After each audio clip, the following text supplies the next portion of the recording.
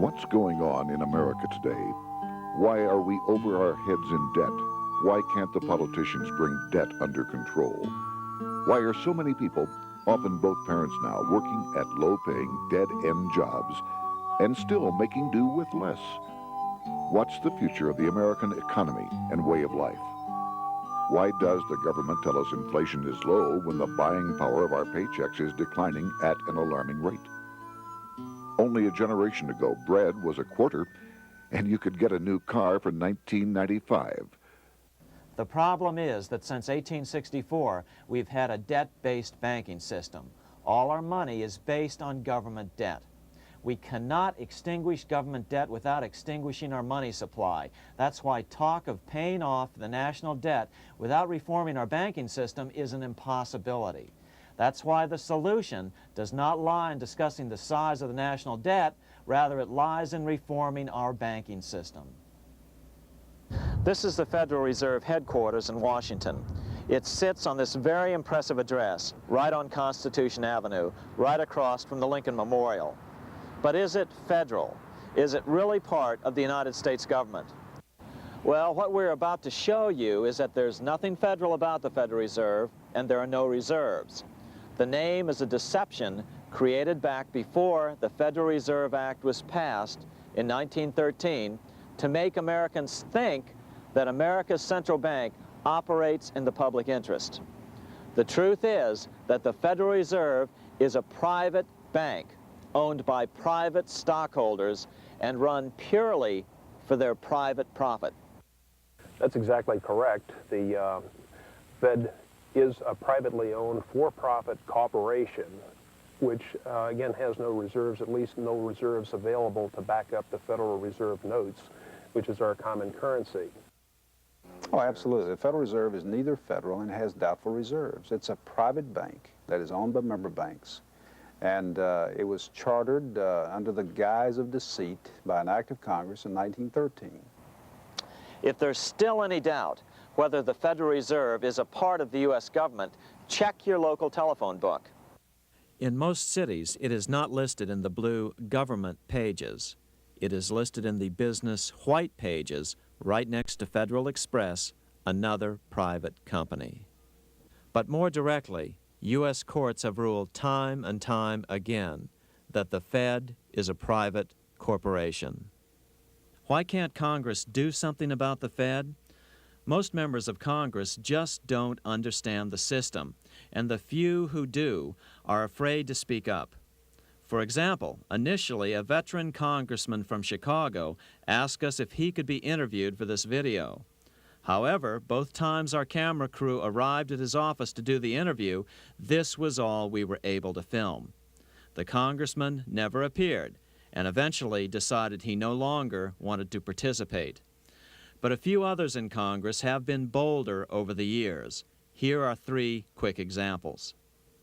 In 1923, Representative Charles A. Lindbergh, a Republican from Minnesota and father of the famed aviator Lucky Lindy, put it this way: the financial system has been turned over to the Federal Reserve Board.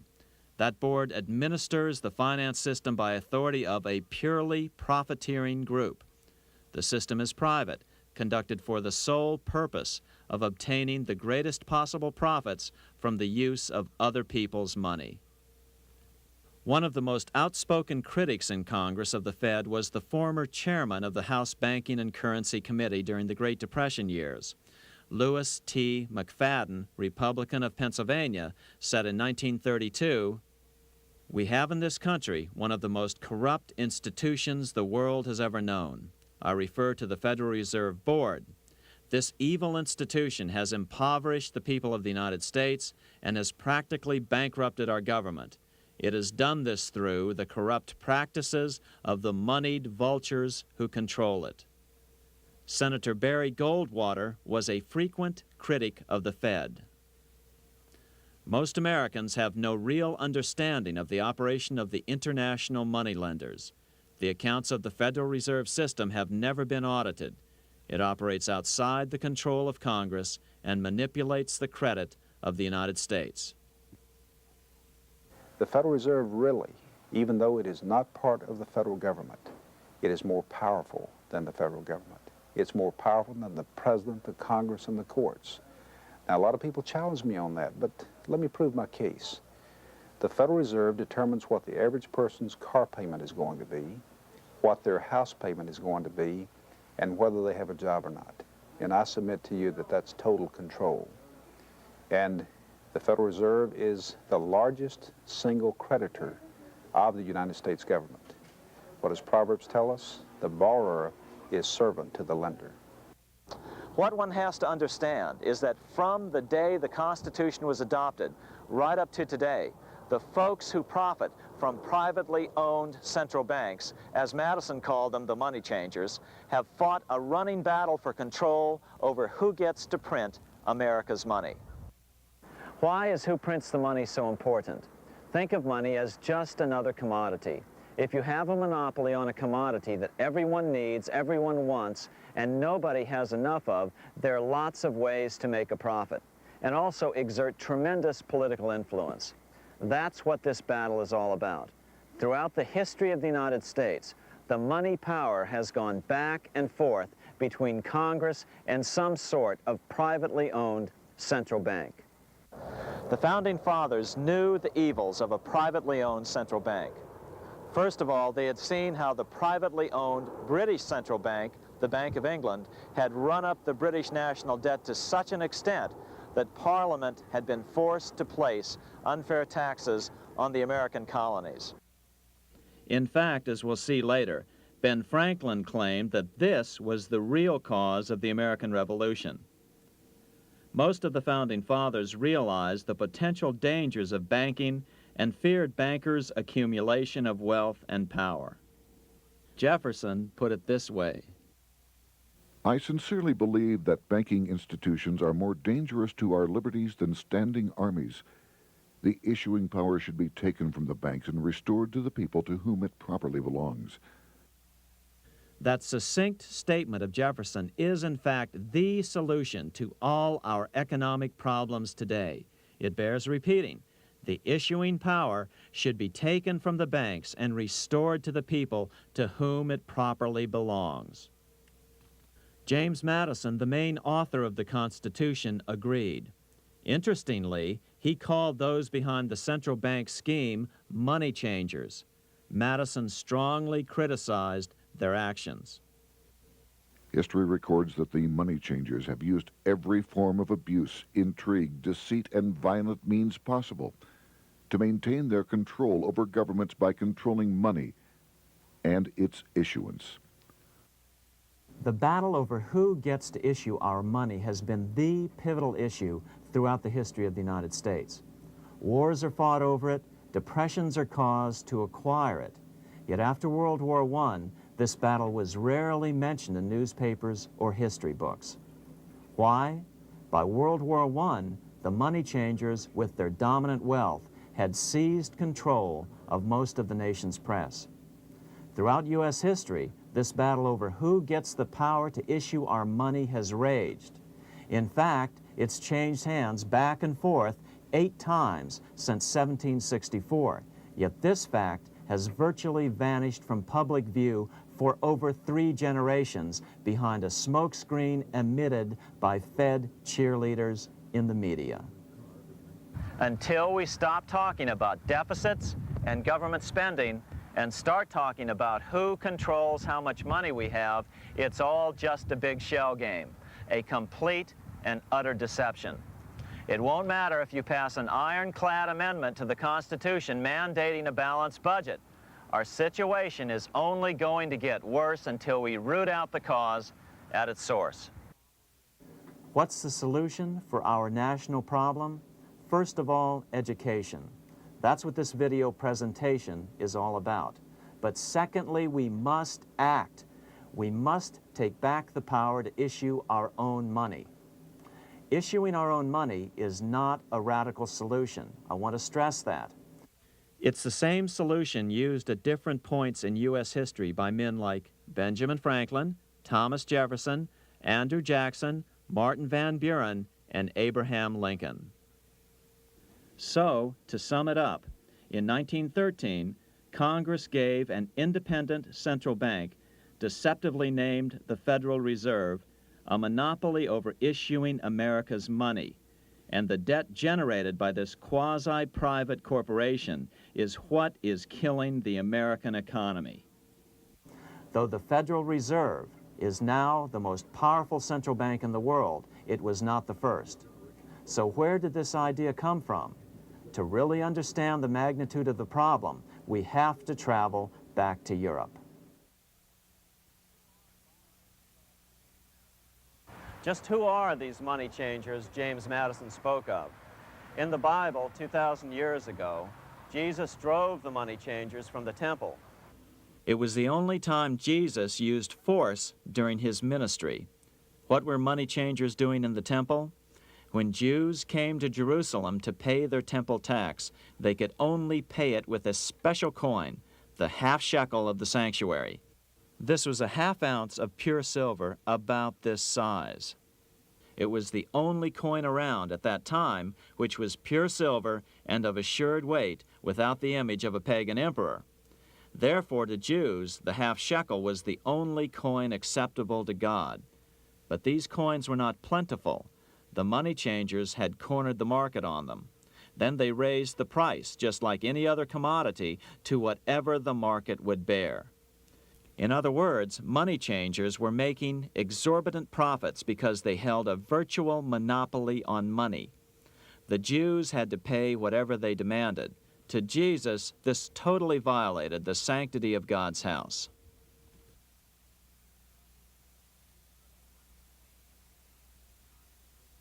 But the money-changing scam did not originate in Jesus' day. 200 years before Christ, Rome was having trouble with money changers. 2 early Roman emperors had tried to diminish the power of the money changers by reforming usury laws and limiting land ownership to 500 acres. They were both assassinated. In 48 BC, Julius Caesar took back the power to coin money from the money changers and minted coins for the benefit of all. With this new, plentiful supply of money, he built great public works projects. By making money plentiful, Caesar won the love of the common man. But the money changers hated him. Some believe this was an important factor in Caesar's assassination. One thing is for sure, with the death of Caesar came the demise of plentiful money in Rome. Taxes increased, as did corruption.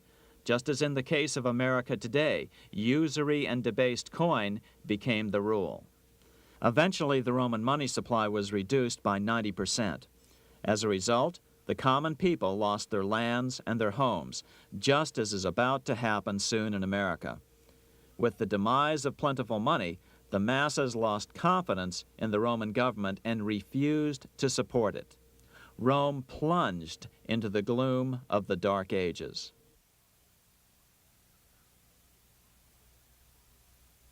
A 1,000 years after the death of Christ, money changers, those who loan out and manipulate the quantity of money, were active in medieval England. In fact, they were so active that acting together, they could manipulate the entire English economy. These were not bankers per se. The money changers generally were the goldsmiths. They were the first bankers because they started keeping other people's gold for safekeeping in their vaults. The first paper money was merely a receipt for gold left at the goldsmith. Paper money caught on because it was more convenient than carrying around a lot of heavy gold and silver coins. Eventually, goldsmiths noticed that only a small fraction of the depositors ever came in and demanded their gold at any one time. Goldsmiths started cheating on the system. They discovered that they could print more money than they had gold, and usually no one would be the wiser. Then they could loan out this extra money and collect interest on it. This was the birth of fractional reserve banking. That is, loaning out many times more money than you have assets on deposit. So, if $1,000 in gold were deposited with them, they could loan out about $10,000 in paper money and draw interest payments on it, and no one would ever discover the deception. By this means, goldsmiths gradually accumulated more and more wealth and used this wealth to accumulate more and more gold. Today, this practice of loaning out more money than there are reserves is known as fractional reserve banking. Every bank in the United States is allowed to loan out at least 10 times more money than they actually have. That's why they get rich on charging, let's say, 8% interest. It's not really 8% per year, which is their income. It's 80%. That's why bank buildings are always the largest in town. But does that mean that all interest or all banking should be illegal? Hardly.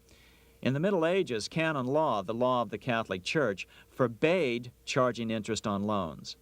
This concept followed the teachings of Aristotle and St. Thomas Aquinas. They taught that the purpose of money was to serve the members of society, to facilitate the exchange of goods needed to lead a virtuous life. Interest, in their belief, hindered this purpose by putting an unnecessary burden on the use of money. In other words, interest was contrary to reason and justice. Reflecting church law in the Middle Ages, Europe forbade charging interest on loans and made it a crime called usury. As commerce grew, and therefore opportunities for investment arose in the late Middle Ages, it came to be recognized that to loan money had a cost for the lender, both in risk and in lost opportunity. So some charges were allowed, but not interest per se. But all moralists, no matter what religion, condemn fraud, oppression of the poor, and injustice as clearly immoral. As we will see, fractional reserve lending is rooted in a fraud, results in widespread poverty, and reduces the value of everyone else's money. The ancient goldsmiths discovered that extra profits could be made by rowing the economy between easy money and tight money. When they made money easier to borrow, then the amount of money in circulation expanded. Money was plentiful. People took out more loans to expand their businesses. But then the money changers would tighten the money supply. They would make loans more difficult to get. What would happen? Just what happens today. A certain percentage of people could not repay their previous loans and could not take out new loans to repay the old ones. Therefore, they went bankrupt and had to sell their assets to the goldsmiths for pennies on the dollar. The same thing is still going on today. Only today, we call this rowing of the economy up and down the business cycle. Like Julius Caesar, King Henry I of England finally resolved to take the money power away from the goldsmiths about 1100 AD. Henry could have used anything as money, seashells, feathers, or even yak dung, as is often done in remote Tibetan provinces. But he invented one of the most unusual money systems in history. It was called the tally stick system. Here I have one of the few surviving examples of this form of British money, which lasted 726 years until 1826, a tally stick.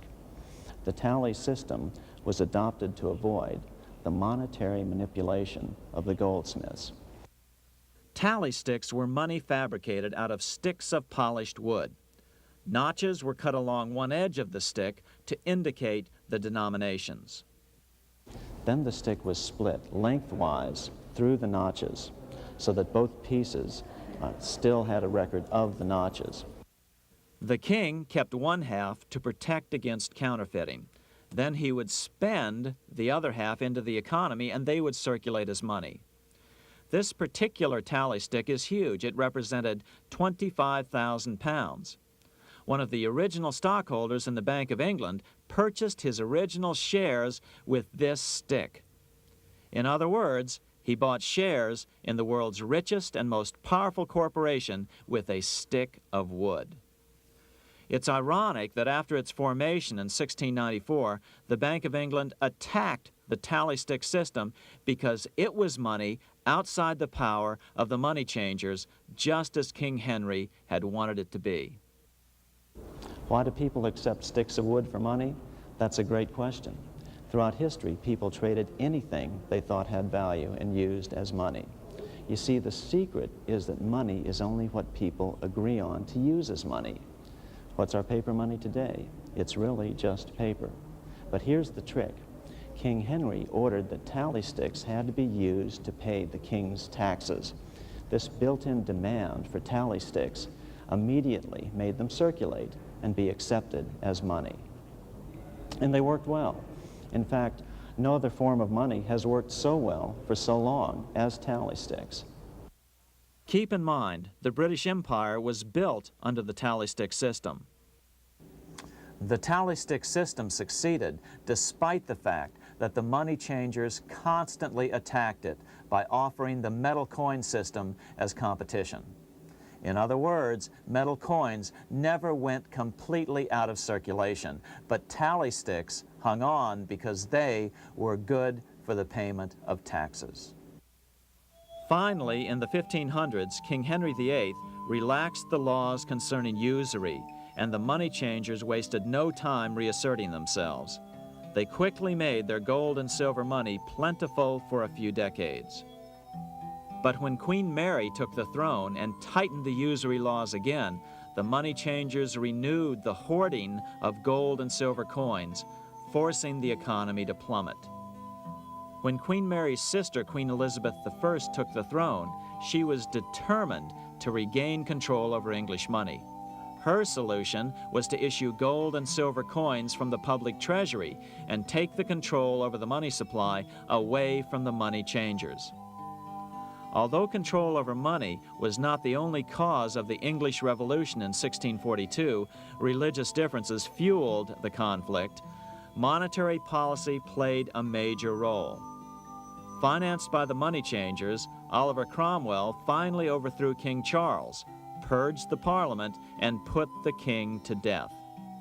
The money changers were immediately allowed to consolidate their financial power. The result was that for the next 50 years, the money changers plunged Great Britain into a series of costly wars. They took over a square mile of property in the center of London, known as the City of London. This area today is still known as one of the 3 predominant financial centers of the world. Conflicts with the Stuart kings led the money changers in England to combine with those in the Netherlands to finance the invasion of William of Orange, who overthrew the Stuarts in 1688 and took the English throne.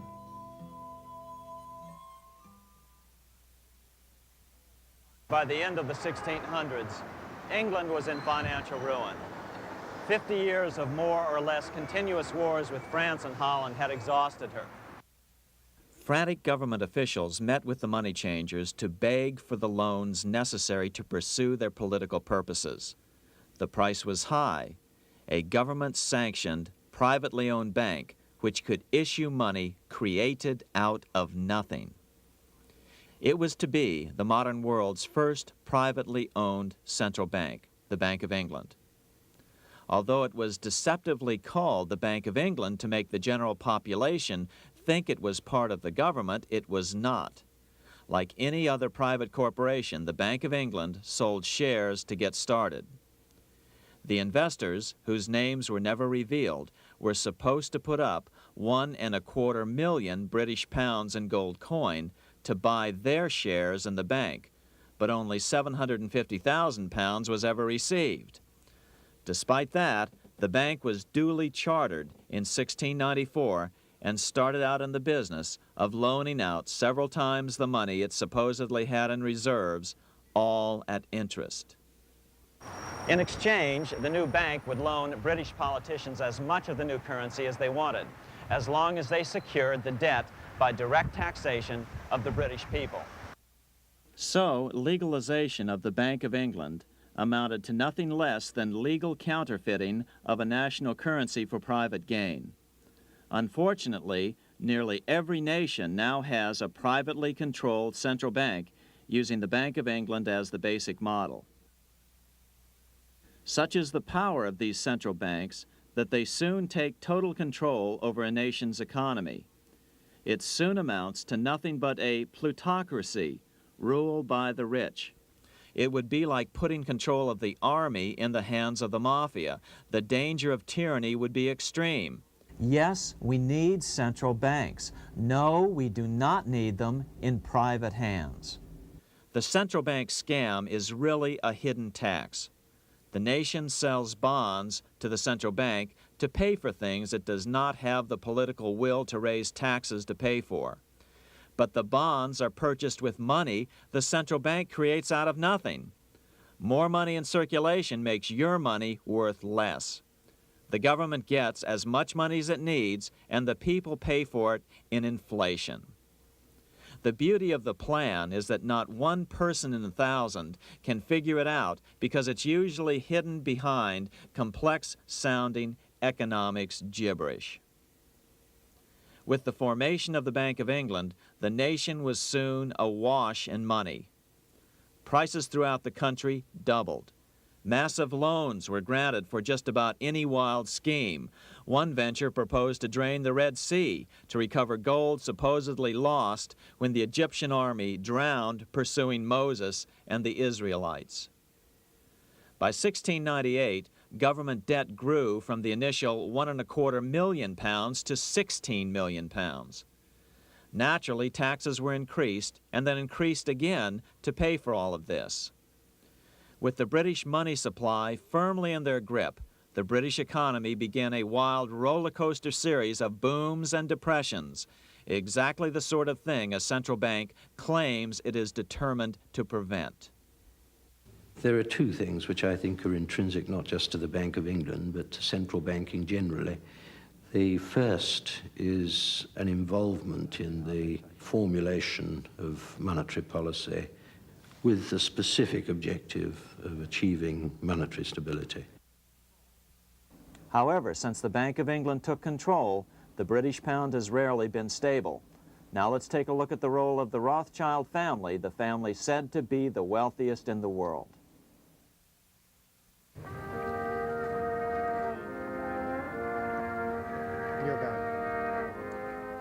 This is Frankfurt, Germany. 50 years after the Bank of England opened its doors, a goldsmith named Amschel Moses Bauer opened a coin shop, a counting house, in 1743. And over the door, he placed a sign depicting a Roman eagle on a red shield. The shop became known as the Red Shield Firm, or in German, Rothschild. When his son, Amschel Meyer Bauer, inherited the business, he decided to change his name to Rothschild. Amschel soon learned that loaning money to governments and kings was more profitable than loaning to private individuals.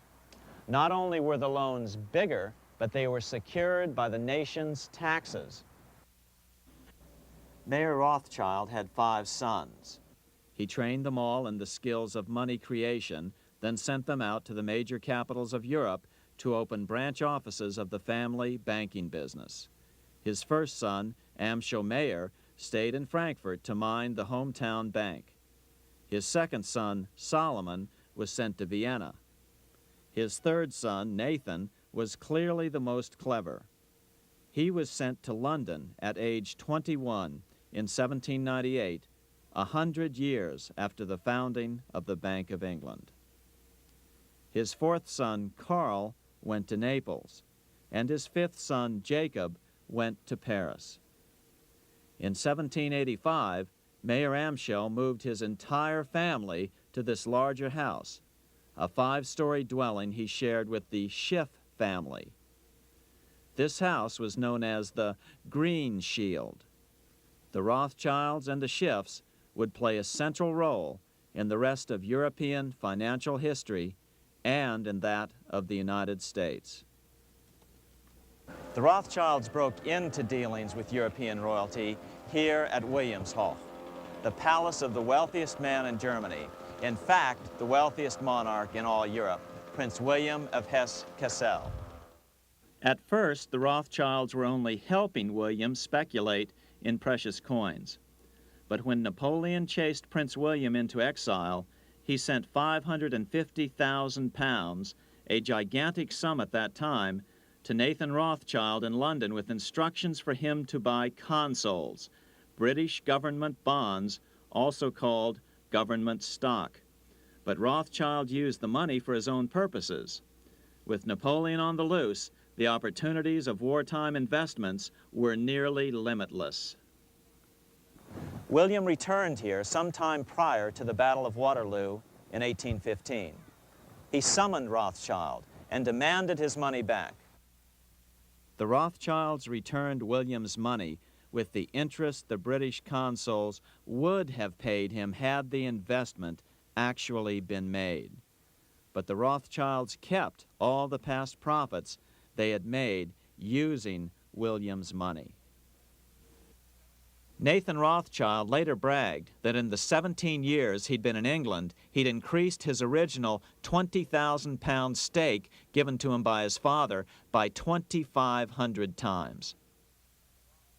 By cooperating within the family, the Rothschilds soon grew unbelievably wealthy. By the mid-1800s, they dominated all European banking and were certainly the wealthiest family in the world. They financed Cecil Rhodes, making it possible for him to establish a monopoly over the diamond and gold fields of South Africa. In America, they financed the Harrimans and railroads, the Vanderbilts and railroads and the press, and Carnegie in the steel industry, among many others.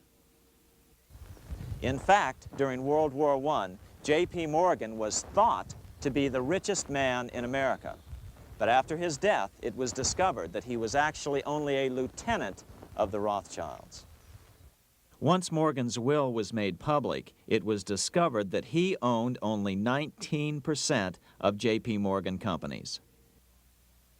By 1850, James Rothschild, the heir of the French branch of the family, was said to be worth 600 million French francs, 150 million more than all the other bankers in France put together.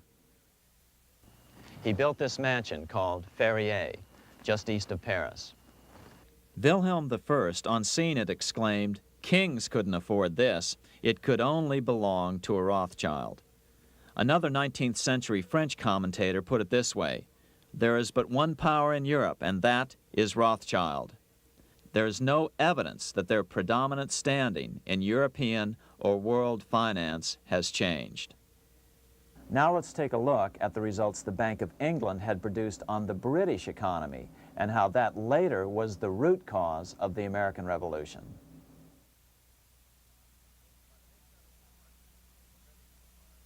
By the mid-1700s, the British Empire was nearing its height of power around the world. But Britain had fought 4 costly wars in Europe since the creation of their privately owned central bank, the Bank of England. The cost had been high. To finance these wars, the British Parliament here had borrowed heavily from the bank. By the mid-1700s, the government's debt here in Britain was £140 million, a staggering sum for those days. Consequently, the British government embarked on a program of trying to raise revenues from their American colonies in order to make their interest payments to the bank. But in America, it was a different story. The scourge of a privately owned central bank had not yet hit. This is Independence Hall in Philadelphia, where the Declaration of Independence and Constitution were signed. In the mid-1700s, pre-revolutionary America was still relatively poor. There was a severe shortage of precious metal coins to trade for goods, so the early colonists were forced to experiment with printing their own homegrown paper money. Some of these experiments were successful. Franklin was a big supporter of the colonies printing their own paper money. In 1757, Franklin was sent to London. He ended up staying for the next 18 years here, nearly until the start of the American Revolution. During this period, the American colonies began to issue their own money. Called colonial scrip, the endeavor was very successful. It provided a reliable medium of exchange, and it also helped to provide a feeling of unity between the colonies. Remember, colonial scrip was just paper money, debt-free money, printed in the public interest, and not backed by gold or silver coin. In other words, it was a totally fiat currency. One day, officials of the Bank of England asked Franklin how he would account for the newfound prosperity of the colonies. Without hesitation, he replied, That is simple.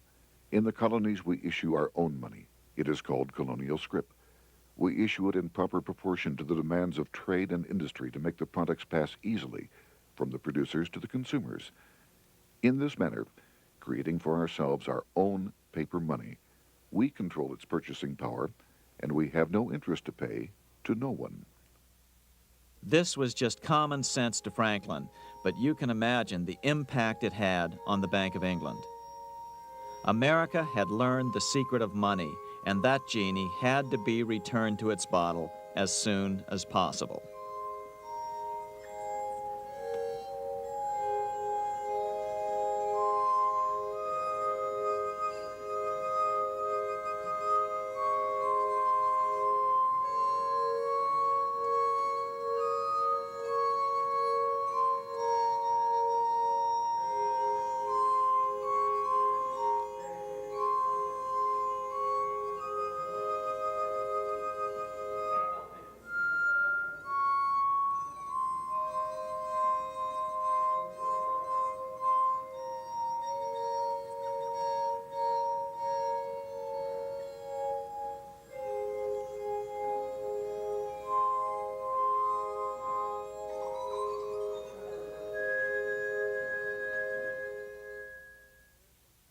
As a result, Parliament hurriedly passed the Currency Act of 1764. This prohibited colonial officials from issuing their own money and ordered them to pay all future taxes in gold or silver coins. In other words, it forced the colonies on a gold or silver standard. For those who still believe that a gold standard is the answer for America's current monetary problems, look what happened to America after that.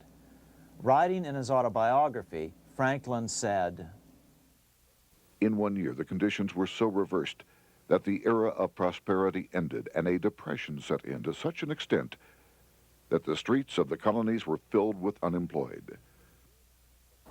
Franklin claims that this was even the basic cause for the American Revolution.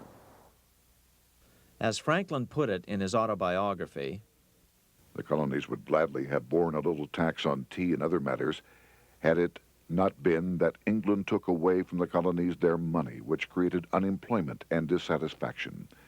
The inability of the colonists to get the power to issue their own money permanently out of the hands of George III and the international bankers was the prime reason for the Revolutionary War. by the time the first shots were fired in Lexington, Massachusetts, on April 19, 1775, the colonies had been drained of gold and silver coin by British taxation. As a result, the Continental government had no choice but to print money to finance the war. At the start of the Revolution, the U.S. money supply stood at $12 million. By the end of the war, it was nearly $500 million. As a result, the currency was virtually worthless. Shoes sold for $5,000 a pair. Colonial scrip had worked because just enough was issued to facilitate trade. As George Washington lamented, a wagon load of money will scarcely purchase a wagon load of provisions. Today, those who support a gold-backed currency point to this period during the Revolution to demonstrate the evils of a fiat currency. But remember, the same currency had worked so well 20 years earlier during times of peace that the Bank of England had Parliament outlaw it. Towards the end of the Revolution, the Continental Congress, meeting here at Independence Hall, grew desperate for money. In 1781, they allowed Robert Morris, their financial superintendent, to open a privately owned central bank. Incidentally, Morris was a wealthy man who had grown wealthier during the Revolution by trading in war materials. Called the Bank of North America, the new bank was closely modeled after the Bank of England. It was allowed to practice fractional reserve banking. That is, it could lend out money it didn't have, then charge interest on it. If you or I were to do that, we would be charged with fraud, a felony. The bank's charter called for private investors to put up $400,000 worth of initial capital. But when Morris was unable to raise the money, he brazenly used his political influence to have gold deposited in the bank, which had been loaned to America by France. He then loaned this money to himself and his friends to reinvest in shares of the bank. And, like the Bank of England, the bank was given a monopoly over the national currency. Soon the dangers became clear. The value of American currency continued to plummet. So, 4 years later, in 1785, the bank's charter was not renewed. The leader of the effort to kill the bank, William Findley of Pennsylvania, explained the problem this way, quote, "This institution, having no principle but that of avarice, will never be varied in its object, to engross all the wealth, power, and influence of the state." The men behind the Bank of North America, Alexander Hamilton, Robert Morris, and the bank's president, Thomas Whiling, did not give up. Only 6 years later, Hamilton, then Secretary of the Treasury, and his mentor, Morris, rammed a new privately owned central bank through the new Congress. Called the first bank of the United States, Thomas Whiling again served as the bank's president. The players were the same, only the name of the bank was changed.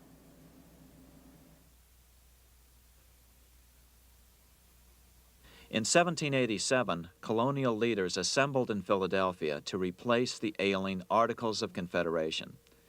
As we saw earlier, both Thomas Jefferson and James Madison were unalterably opposed to a privately owned central bank. They had seen the problems caused by the Bank of England. They wanted nothing of it. As Jefferson later put it, "If the American people ever allow private banks to control the issue of their currency, first by inflation, then by deflation, the banks and the corporations which grow up around them will deprive the people of all property until their children wake up homeless on the continent their fathers conquered." During the debate over the future monetary system, another one of the founding fathers, Gouverneur Morris, castigated the motivations of the owners of the Bank of North America. Gouverneur Morris headed the committee that wrote the final draft of the Constitution. Morris knew the motivations of the bank well. Along with his old boss, Robert Morris, Gouverneur Morris and Alexander Hamilton were the ones who had presented the original plan for the Bank of North America to the Continental Congress in the last year of the Revolution. In a letter he wrote to James Madison on July 2nd, 1787, Gouverneur Morris revealed what was really going on. The rich will strive to establish their dominion and enslave the rest. They always did. They always will. They will have the same effect here as elsewhere if we do not, by the power of government, keep them in their proper spheres. Despite the defection of Gouverneur Morris from the ranks of the bank, Hamilton, Robert Morris, Thomas Whiling, and their European backers were not about to give up. They convinced the bulk of the delegates to the Constitutional Convention to not give Congress the power to issue paper money. Most of the delegates were still reeling from the wild inflation of the paper currency during the Revolution. They had forgotten how well colonial scrip had worked before the war. But the Bank of England had not. The money changers could not stand to have America printing her own money again. So the Constitution is silent on the matter. This grievous defect left the door wide open for the money changers, just as they had planned.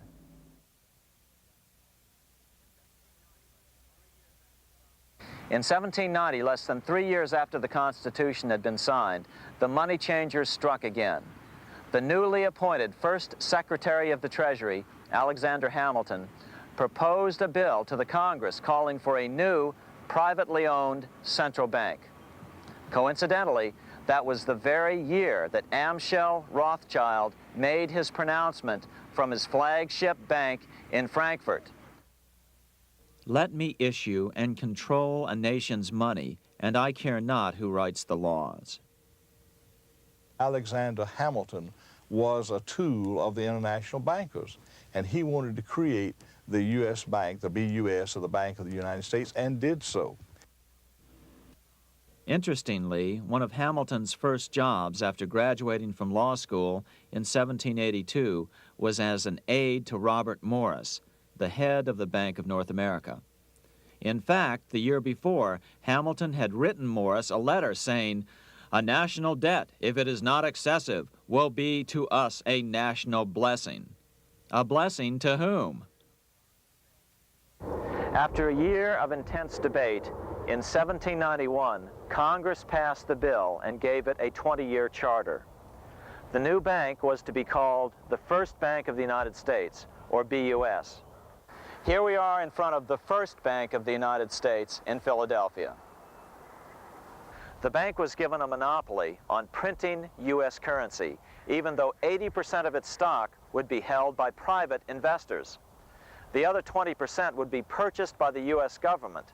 But the reason was not to give the government a piece of the action, it was to provide the capital for the other 80% owners. As with the old Bank of North America and the Bank of England before that, the stockholders never paid the full amount for their shares. The U.S. government put up their initial $2 million in cash. Then the bank, through the old magic of fractional reserve lending, made loans to its charter investors so they could come up with the remaining $8 million of capital needed for this risk-free investment. Like the Bank of England, the name of the Bank of the United States was deliberately chosen to hide the fact that it was privately controlled. And like the Bank of England, the names of the investors in the bank were never revealed. Many years later, it was a common saying that the Rothschilds were the power behind the old Bank of the United States. The bank was sold to Congress as a way to bring stability to the banking system and eliminate inflation. So what happened? Over the first 5 years, the U.S. government borrowed $8.2 million from the Bank of the United States. In the same 5-year period, prices rose by 72%. Jefferson, as the new Secretary of State, watched the borrowing with sadness and frustration, unable to stop it. I wish it were possible to obtain a single amendment to our Constitution, taking from the federal government the power of borrowing.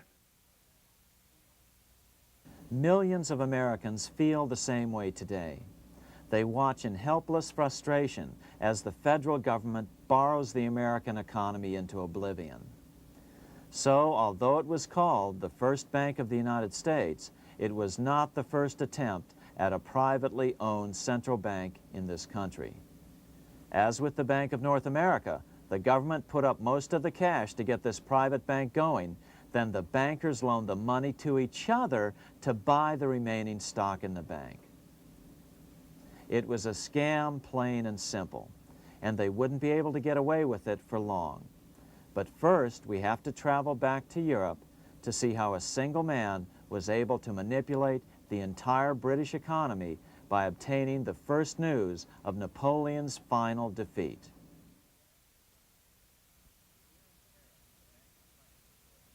Here in Paris, the Bank of France was organized in 1800, just like the Bank of England. But Napoleon decided France had to break free of debt, and he never trusted the Bank of France. He declared that when a government is dependent upon bankers for money, the bankers, not the leaders of the government, are in control. The hand that gives is above the hand that takes. Money has no motherland. Financiers are without patriotism and without decency. Their sole object is gain. Back in America, unexpected help was about to arrive. In 1800, Thomas Jefferson narrowly defeated John Adams to become the third president of the United States. By 1803, Jefferson and Napoleon had struck a deal. The U.S. would give Napoleon $3 million in gold in exchange for a huge chunk of territory west of the Mississippi River, the Louisiana Purchase. With that $3 million, Napoleon quickly forged an army and set off across Europe, conquering everything in his path. But the Bank of England quickly rose to oppose him. They financed every nation in his path, reaping the enormous profits of war. Prussia, Austria, and finally Russia all went heavily into debt in a futile attempt to stop Napoleon. 4 years later, with the main French army in Russia, 30-year-old Nathan Rothschild, the head of the London office of the Rothschild family, personally took charge of a bold plan to smuggle a much-needed shipment of gold right through France to finance an attack by the Duke of Wellington from Spain. Nathan later bragged at a dinner party in London that it was the best business he'd ever done. Little did he know that he would do much better business in the near future. Wellington's attacks from the south and other defeats eventually forced Napoleon to abdicate, and Louis XVIII was crowned king. Napoleon was exiled to Elba, a tiny island off the coast of Italy, supposedly exiled from France forever. While Napoleon was in exile on Elba, temporarily defeated by England with the financial help of the Rothschilds, America was trying to break free of its central bank as well.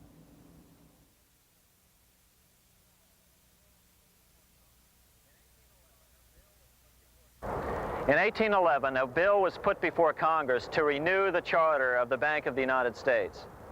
The debate grew very heated, and the legislatures of both Pennsylvania and Virginia passed resolutions asking Congress to kill the bank. The press corps of the day attacked the bank openly, calling it a great swindle, a vulture, a viper, and a cobra. Oh, to have an independent press once again in America. A congressman named P.B. Porter attacked the bank from the floor of Congress, saying if the bank's charter was renewed, Congress, quote, will have planted in the bosom of this Constitution a viper, which one day or another will sting the liberties of this country to the heart, close quote. Prospects didn't look that good for the bank. Some writers have even claimed that Nathan Rothschild warned that the United States would find itself involved in a most disastrous war if the bank's charter were not renewed. But it wasn't enough. When the smoke had cleared, the renewal bill was defeated by a single vote in the House and was deadlocked in the Senate. By now, America's fourth president, James Madison, was in the White House. Remember, Madison was a staunch opponent of the bank. His vice president, George Clinton, broke a tie in the Senate and sent the bank into oblivion. Within 5 months, England attacked the U.S., and the War of 1812 was on. But the British were still busy fighting Napoleon, and so the War of 1812 ended in a draw in 1814. Though the money changers were temporarily down, they were far from out. It would take them only another 2 years to bring back their bank bigger and stronger than ever.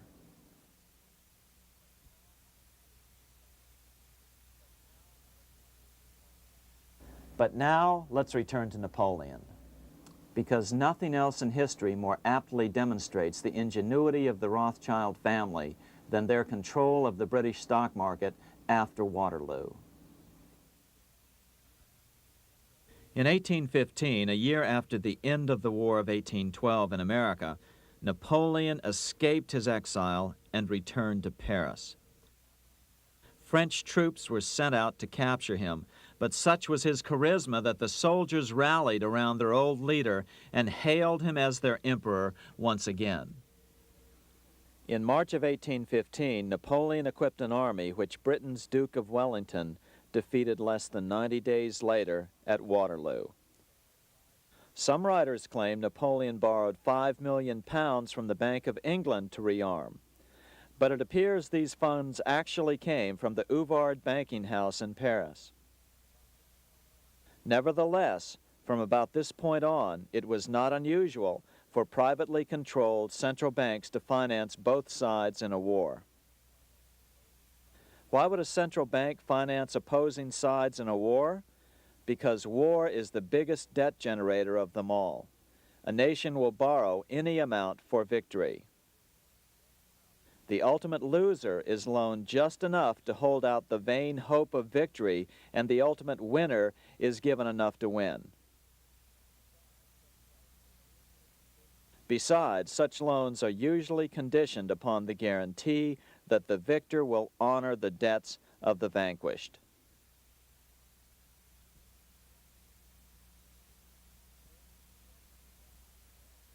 This is the Waterloo battlefield about 200 miles northeast of Paris in what today is Belgium.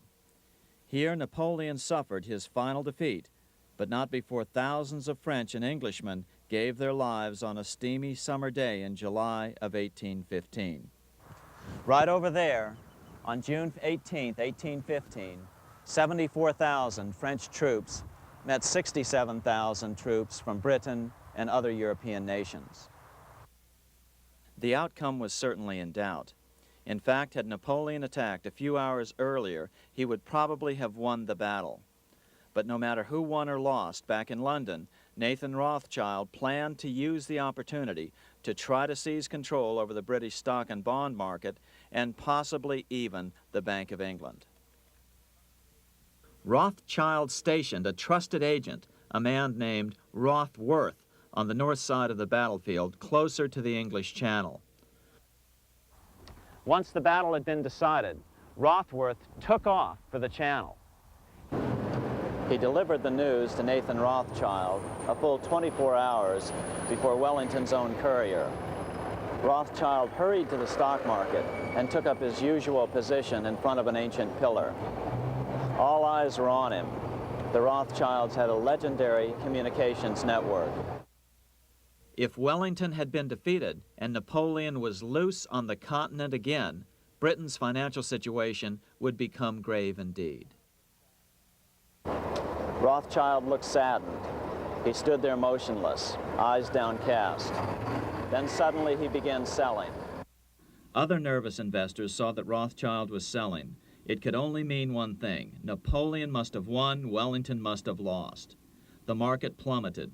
Soon everyone was selling their consols, their British government bonds, and prices dropped sharply.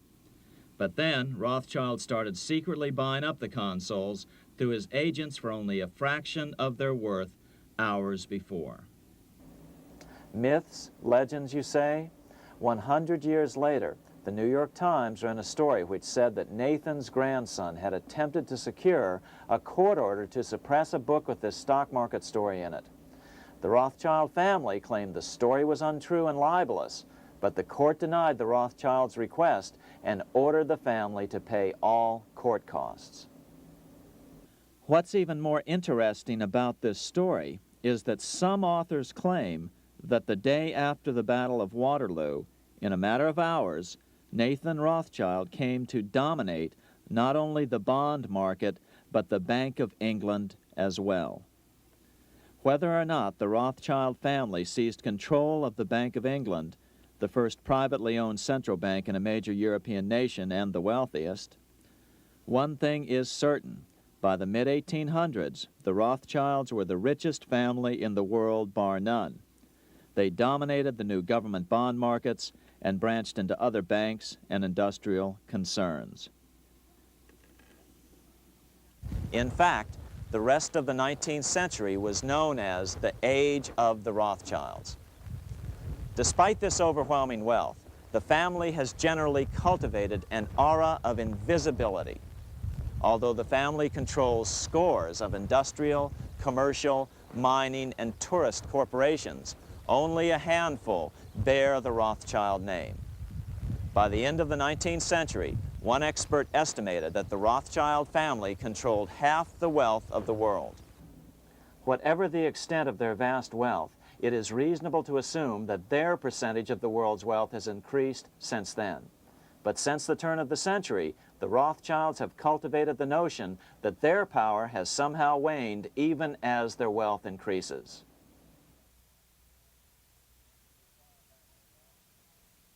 Meanwhile, back in Washington in 1816, just 1 year after Waterloo and Rothschild's alleged takeover of the Bank of England, the American Congress passed a bill permitting yet another privately owned central bank. This bank was called the Second Bank of the United States. The new bank's charter was a copy of the previous banks.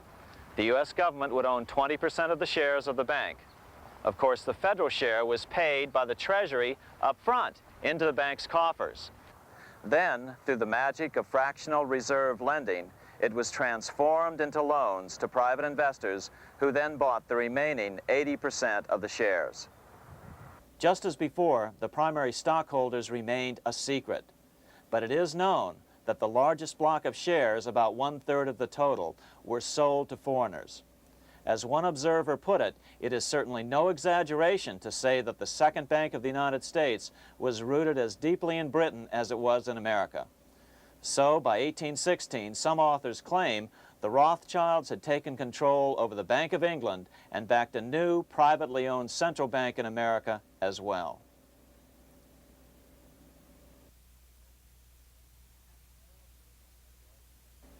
After 12 years of manipulations of the U.S. economy on the part of the Second Bank of the U.S., the American people had had just about enough. Opponents of the bank nominated a dignified senator from Tennessee, Andrew Jackson, the hero of the Battle of New Orleans, to run for president. This is his home, the Hermitage. No one gave Jackson a chance initially. The bank had long ago learned how the political process could be controlled with money. To the surprise and dismay of the money changers, Jackson was swept into office in 1828. Jackson was determined to kill the bank at the first opportunity and wasted no time in trying to do so. But the bank's 20-year charter didn't come up for renewal until 1836, the last year of his second term, if he could survive that long. During his first term, Jackson contented himself with rooting out the bank's many minions from government service. He fired 2,000 of the 11,000 employees of the federal government. In 1832, with his re-election approaching, the bank struck an early blow, hoping Jackson would not want to stir up controversy. They asked Congress to pass a renewal bill 4 years early. Naturally, Congress complied, then sent it to the president for signing. But Jackson weighed in with both feet. Old Hickory, never a coward, vetoed the bill. His veto message is one of the great American documents. It clearly lays out the responsibility of the American government towards its citizens, rich and poor. It is not our own citizens only who are to receive the bounty of our government. More than 8 million of the stock of this bank are held by foreigners. Is there no danger to our liberty and independence in a bank that in its nature has so little to bind it to our country? Controlling our currency, receiving our public monies, and holding thousands of our citizens' independence would be more formidable and dangerous than a military power of the enemy. If government would confine itself to equal protection and, as heaven does its rains, shower its favor alike on the high and the low, the rich and the poor, it would be an unqualified blessing. In the act before me, there seems to be a wide and unnecessary departure from these just principles. Later that year, in July 1832, Congress was unable to override Jackson's veto. Now Jackson had to stand for re-election. Jackson took his argument directly to the people. For the first time in U.S. history, Jackson took his presidential campaign on the road. Before then, presidential candidates stayed at home and looked presidential. His campaign slogan was "Jackson and no bank." The National Republican Party ran Senator Henry Clay against Jackson. Despite the fact that the bankers poured over $3 million into Clay's campaign, Jackson was reelected by a landslide in November of 1832. Despite his presidential victory, Jackson knew the battle was only beginning. "The hydra of corruption is only scotched, not dead," said the newly elected president. Jackson ordered his new Secretary of Treasury, Lewis McLean, to start removing the government's deposits from the second bank and start placing them in state banks. But McLean refused to do so. Jackson fired him and appointed William J. Duane as the new Secretary of the Treasury. Duane also refused to comply with the president's requests, and so Jackson fired him as well and then appointed Roger B. Taney to the office. Taney did withdraw government funds from the bank starting on October 1st, 1833. Jackson was jubilant. "I have it chained. I'm ready with screws to draw every tooth and then the stumps." But the bank was not yet done fighting. Its head, Nicholas Biddle, used his influence to get the Senate to reject Taney's nomination. Then, in a rare show of arrogance, Biddle threatened to cause a depression if the bank was not rechartered. This worthy president thinks that because he has scalped Indians and imprisoned judges, he is to have his way with the bank. He is mistaken. Next, in an unbelievable fit of honesty for a central banker, Biddle admitted that the bank was going to make money scarce to force Congress to restore the bank.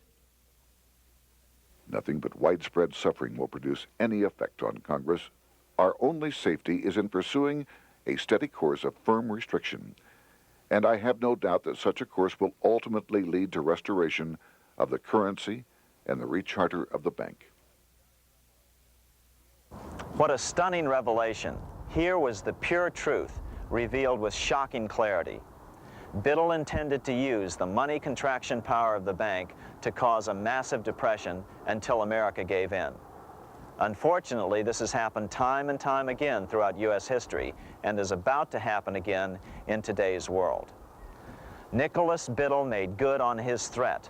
The bank sharply contracted the money supply by calling in old loans and refusing to extend new ones. A financial panic ensued, followed by a deep depression. Naturally, Biddle blamed Jackson for the crash, saying that it was caused by the withdrawal of federal funds from the bank. Unfortunately, his plan worked well. Wages and prices sagged. Unemployment soared along with business bankruptcies. The nation quickly went into an uproar.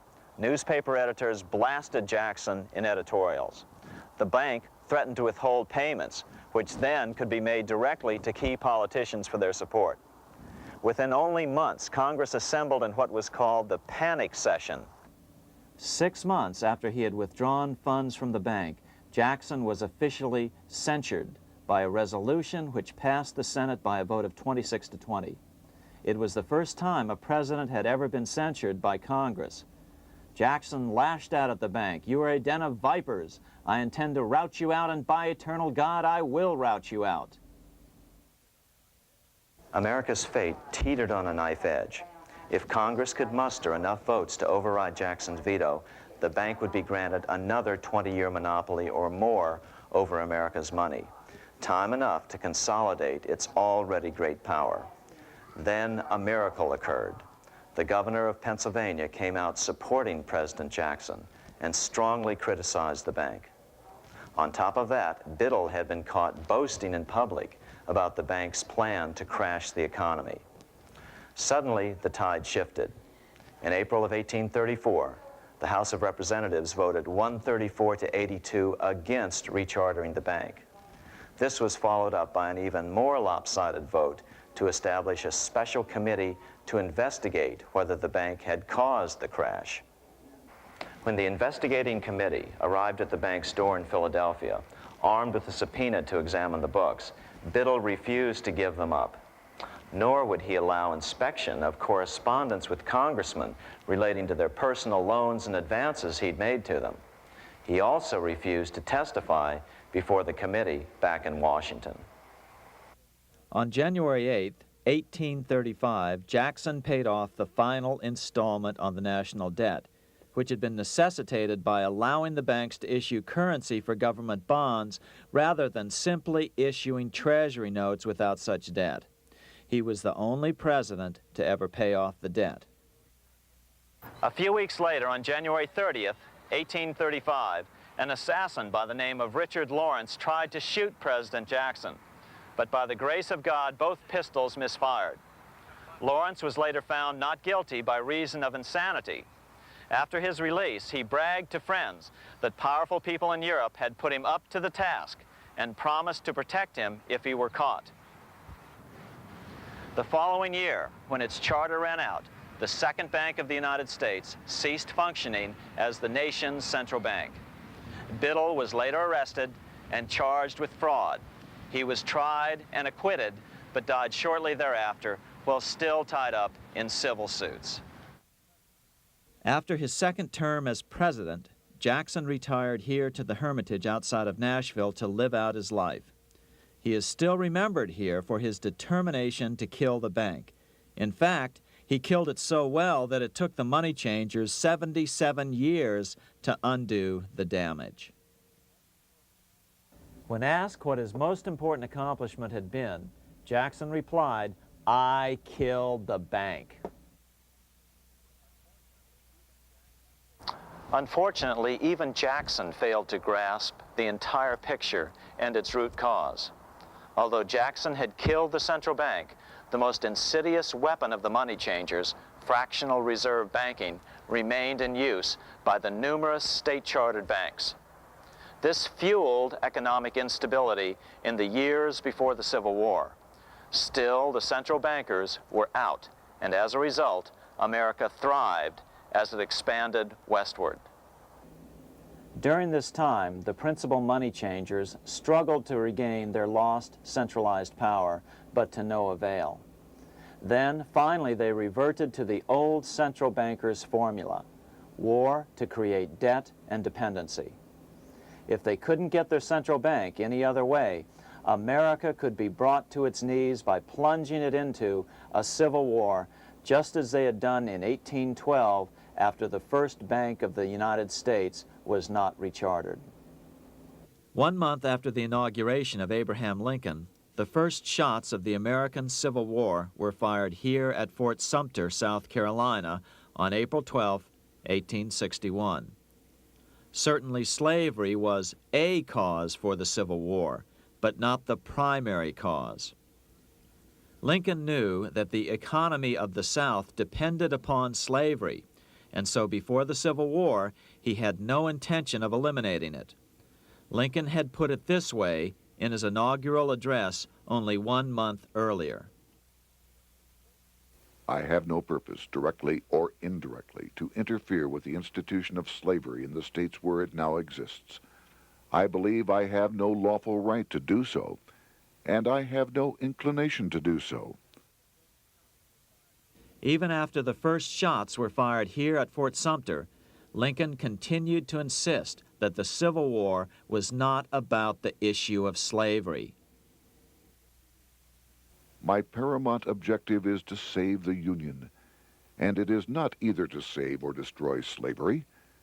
If I could save the Union without freeing any slave, I would do it.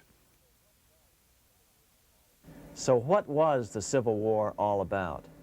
There were many factors at play. Northern industrialists had used protective tariffs to prevent the southern states from buying cheaper European goods. Europe retaliated by stopping cotton imports from the South. The southern states were in a double financial bind. They were forced to pay more for most of the necessities of life, while their income from cotton exports plummeted. The South was angry.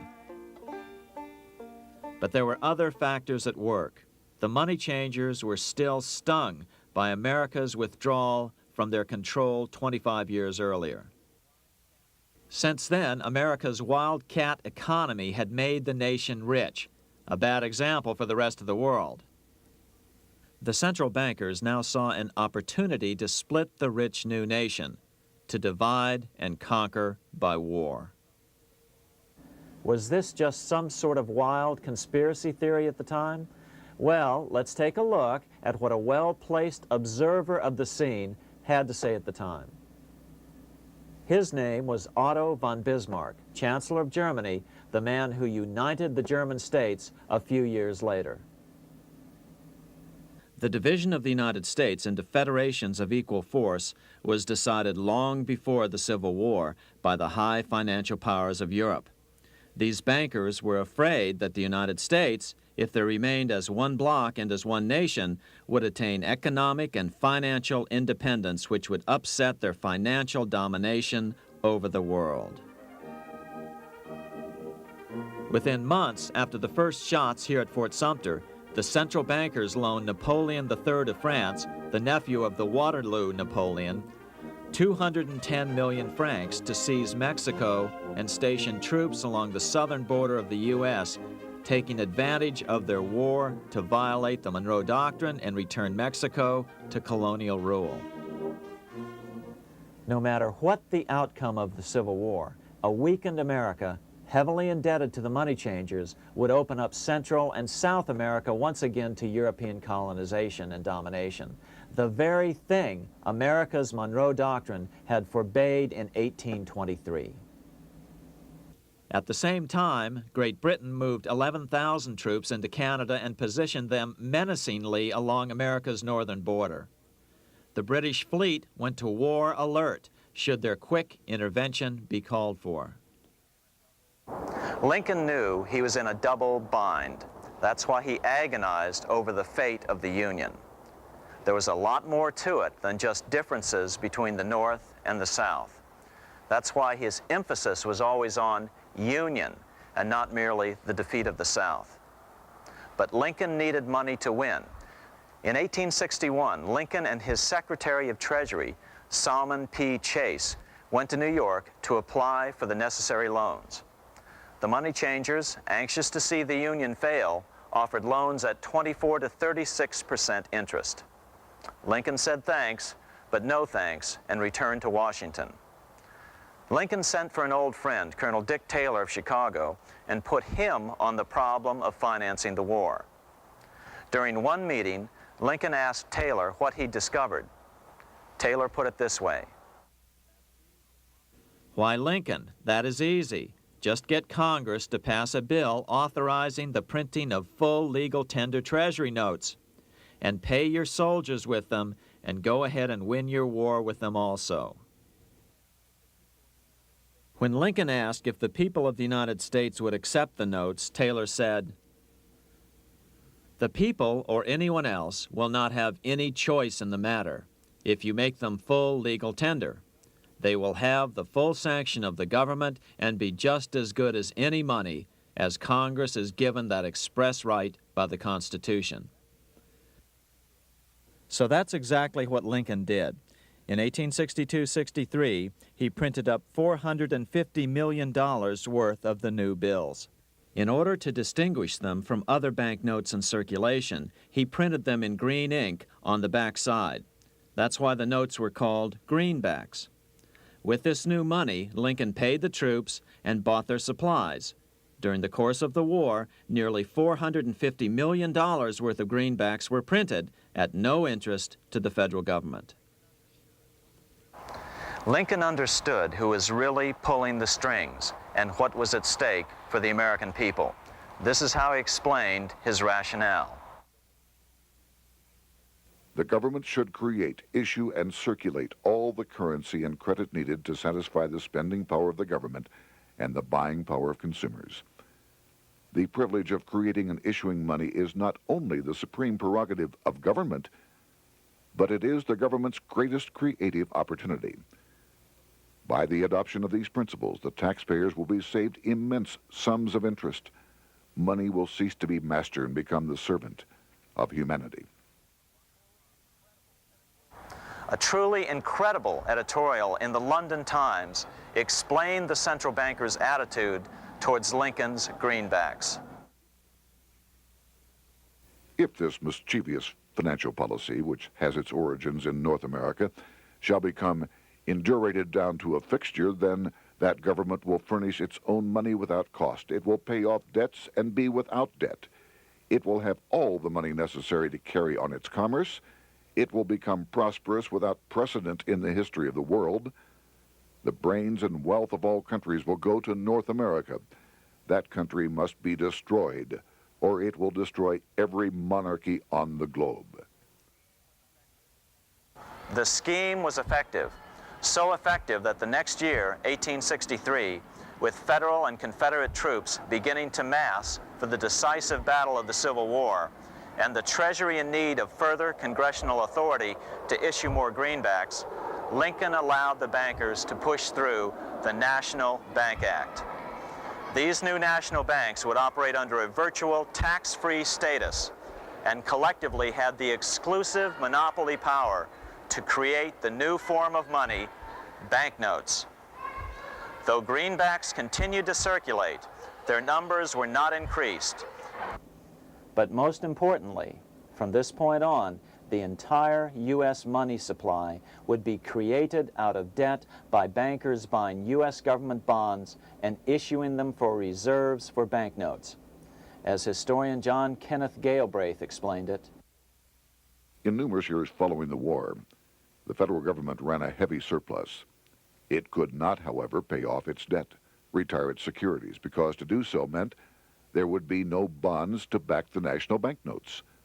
To pay off the debt was to destroy the money supply. later in 1863, Lincoln got some unexpected help from Tsar Alexander II of Russia. The Tsar, like Bismarck in Germany, knew what the international money changers were up to and had steadfastly refused to let them set up a central bank in Russia. If America survived and was able to remain out of their clutches, the Tsar's position would remain secure. If the bankers were successful at dividing America and giving the pieces back to Great Britain and France, both nations under control of their central banks, eventually they would threaten Russia again. So the Tsar gave orders that if either England or France actively intervened and gave aid to the South, Russia would consider such action as a declaration of war. He did the same with part of his Pacific Fleet and sent them to port in San Francisco. Lincoln was reelected the next year, 1864. Had he lived, he would surely have killed the national bank's money monopoly extracted from him during the war.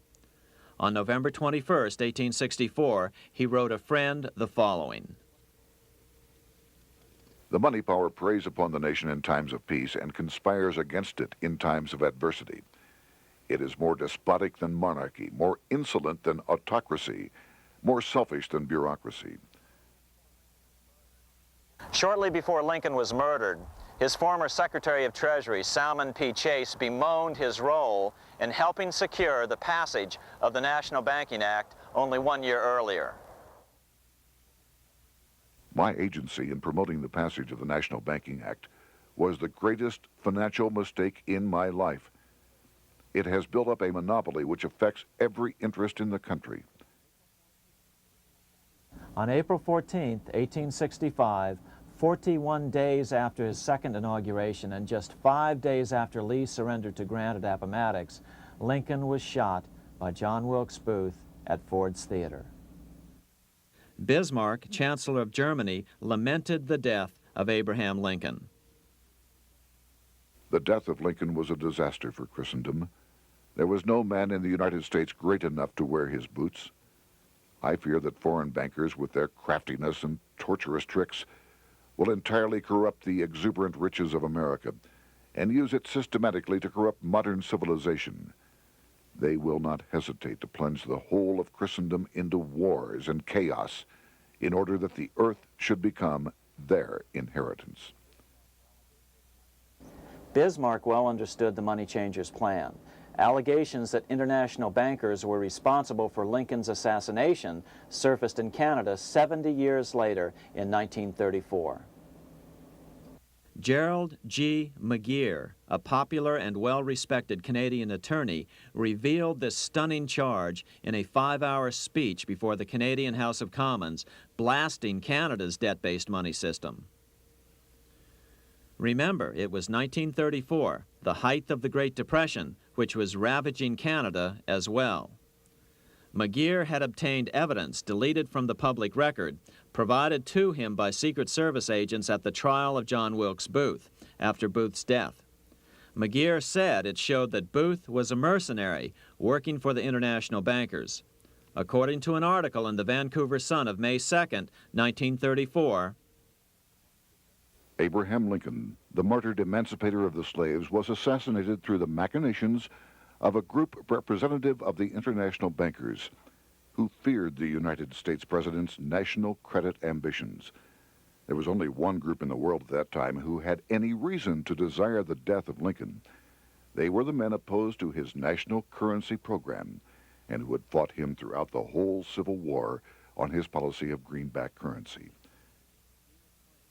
Interestingly, McGeer claimed that Lincoln was assassinated not only because international bankers wanted to reestablish a central bank in America, but because they also wanted to base America's currency on gold. Gold they controlled. In other words, put America on a gold standard. Lincoln had done just the opposite by issuing U.S. notes, greenbacks, which were based purely on the good faith and credit of the United States.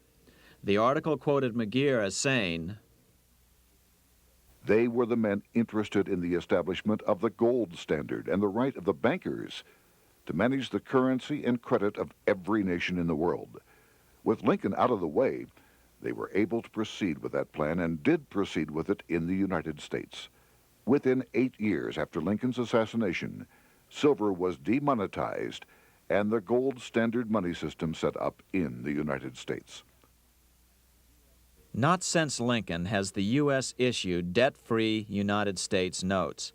These red-sealed bills, which were issued in 1963, were not a new issue from President Kennedy, but merely the old greenbacks reissued year after year. In another act of folly and ignorance, the 1994 Regal Act actually authorized the replacement of Lincoln's greenbacks with debt-based notes. In other words, greenbacks were in circulation in the United States until 1994. Why was silver bad for the bankers and gold good? Simple. Because silver was plentiful in the United States. It was very hard to control. Gold was, and always has been, scarce. Throughout history, it has been relatively easy to monopolize gold, but silver has historically been 15 times more plentiful.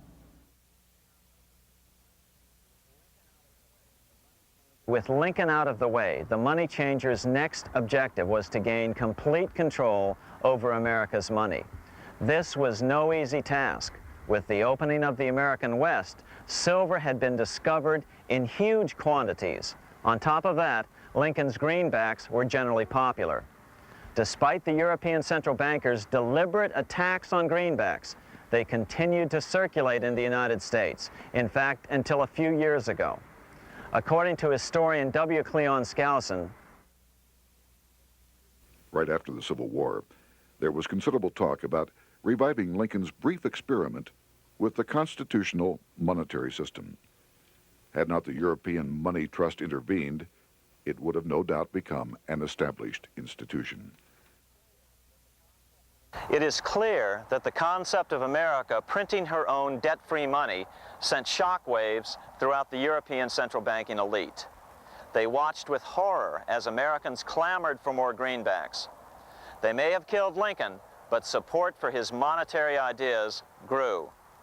On April 12, 1866, nearly 1 year to the day of Lincoln's assassination, Congress went to work at the bidding of the European central banking interests.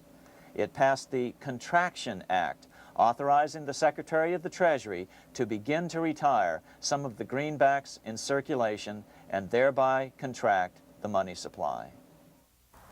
Authors Theodore R. Thorin and Richard F. Warner explained the results of the money contraction in their classic book on the subject, The Truth in Money Book.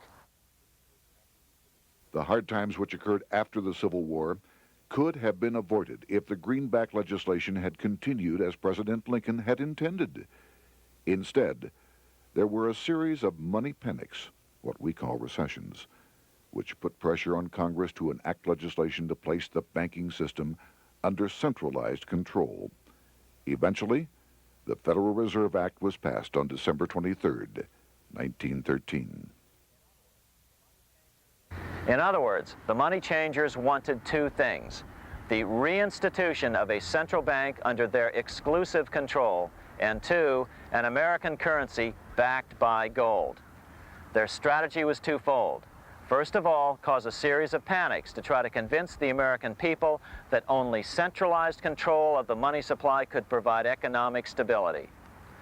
And secondly, remove so much money from the system that most Americans would be so desperately poor that they either wouldn't care or would be too weak to oppose the bankers.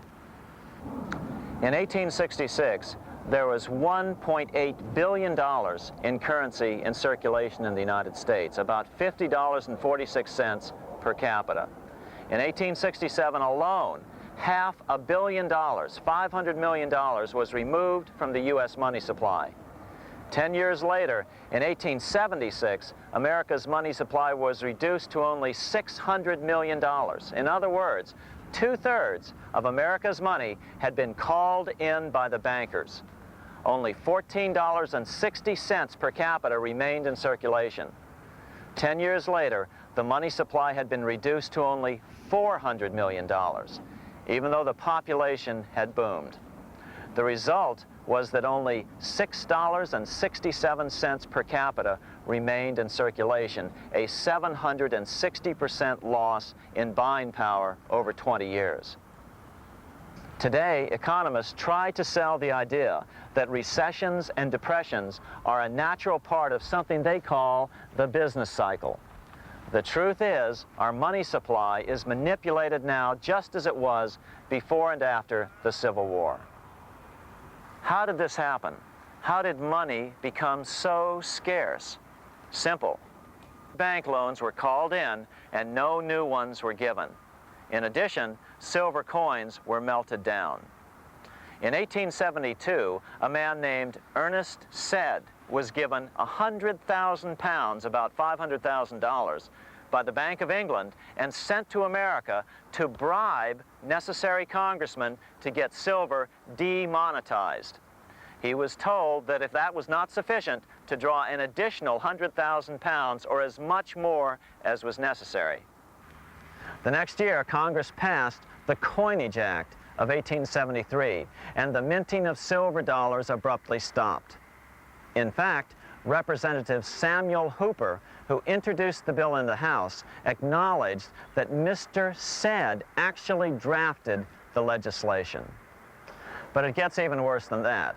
In 1874, Sed himself admitted who was behind the scheme. I went to America in the winter of 1872-73, authorized to secure, if I could, the passage of a bill demonetizing silver. It was in the interest of those I represented, the governors of the Bank of England, to have it done. By 1873, gold coins were the only form of coin money. But the contest over control of America's money was not yet over. Only 3 years later, in 1876, with 1/3 of America's workforce unemployed, the population was growing restless. People were clamoring for a return to the greenback money system of President Lincoln, or a return to silver money, anything that would make money more plentiful. That year, Congress created the United States Silver Commission to study the problem. Their report clearly blamed the monetary contraction on the national bankers. The report is interesting because it compares the deliberate money contraction by the national bankers after the Civil War to the fall of the Roman Empire. The disaster of the Dark Ages was caused by decreasing money and falling prices. Without money, civilization could not have had a beginning, and with a diminishing supply, it must languish and unless relieved, finally perish. At the Christian era, the metallic money of the Roman Empire amounted to $1,800,000,000. By the end of the 15th century, it had shrunk to less than $200 million. History records no other such disastrous transition as that from the Roman Empire to the Dark Ages.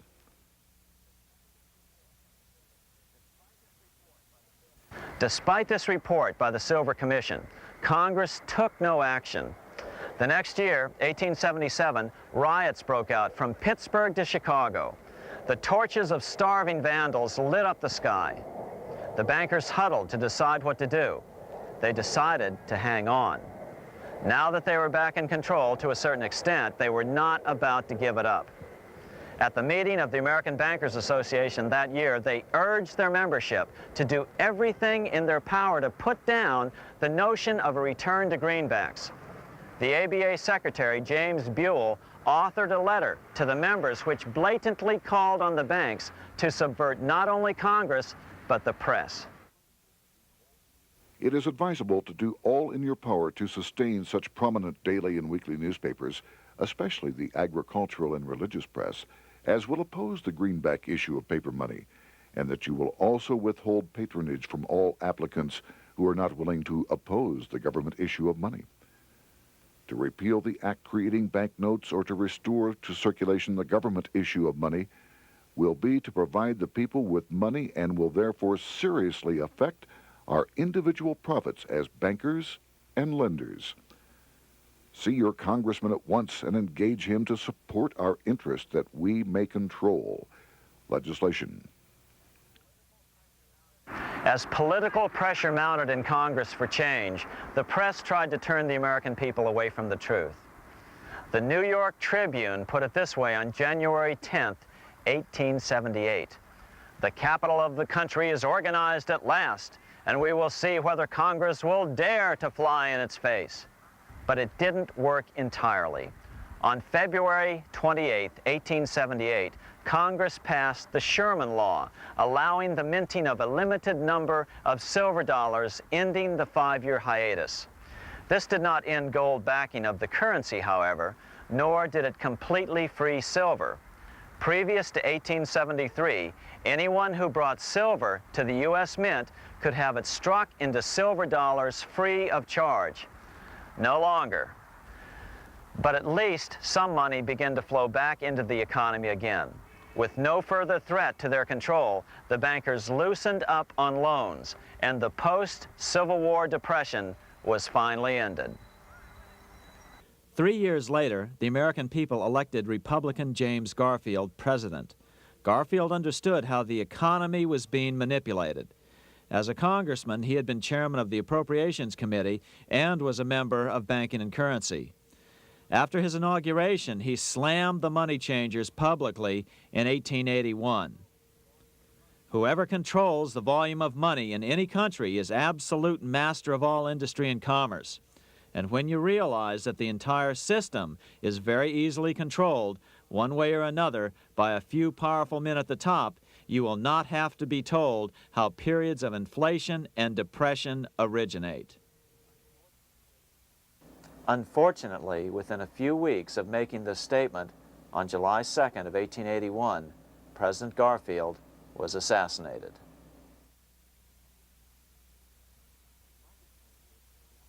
The money changers were gathering strength fast.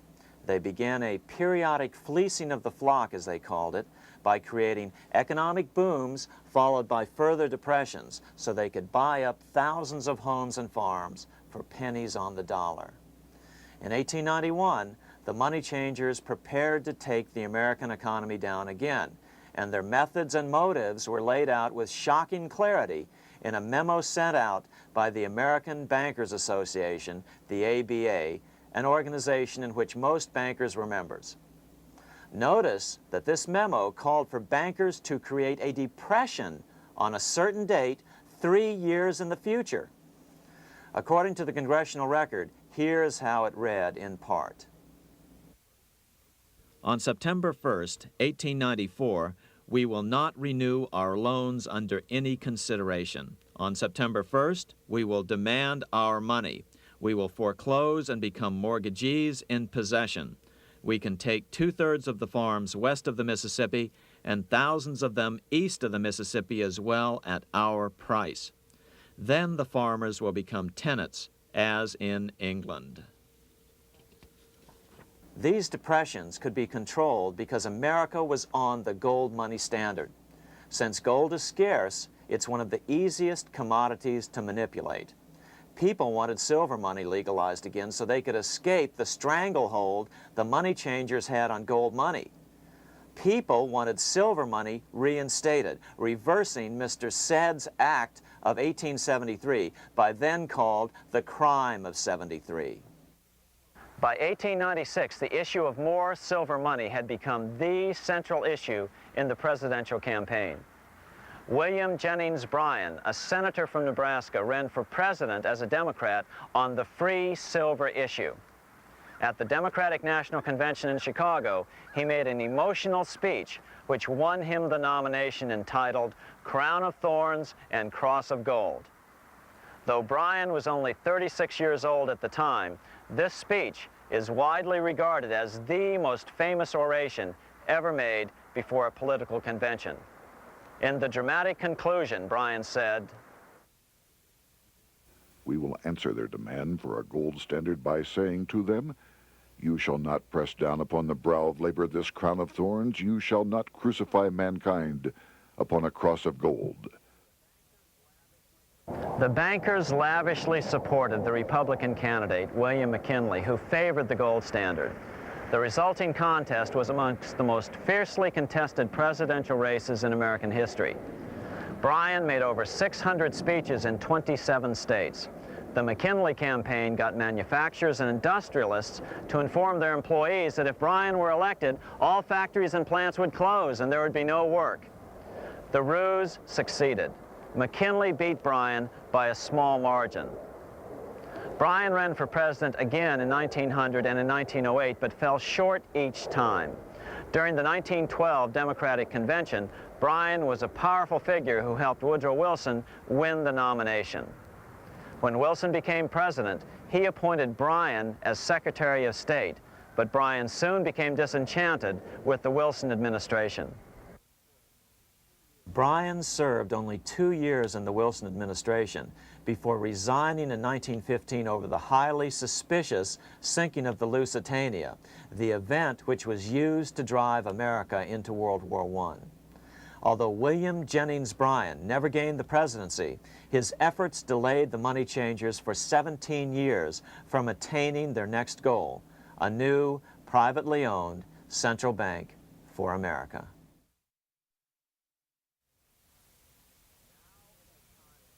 Now it was time for the money changers to get back to the business of a new private central bank for America. During the early 1900s, men like J.P. Morgan led the charge. One final panic would be necessary to focus the nation's attention on the supposed need for a central bank. The rationale was that only a central bank can prevent bank failures. Morgan was clearly the most powerful banker in America and a suspected agent for the Rothschilds. Morgan had helped finance John D. Rockefeller's Standard Oil empire. He had also helped finance the monopolies of Edward Harriman in railroads, of Andrew Carnegie in steel, and of others in numerous industries.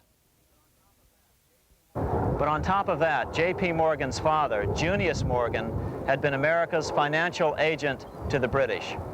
After his father's death, J.P. Morgan took on a British partner, Edward Grenfell, a longtime director of the Bank of England.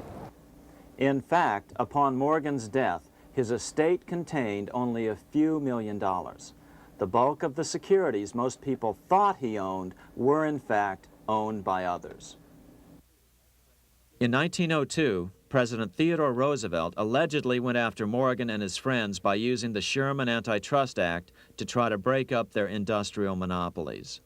Actually, Roosevelt did very little to interfere in the growing monopolization of American industry by the bankers and their surrogates.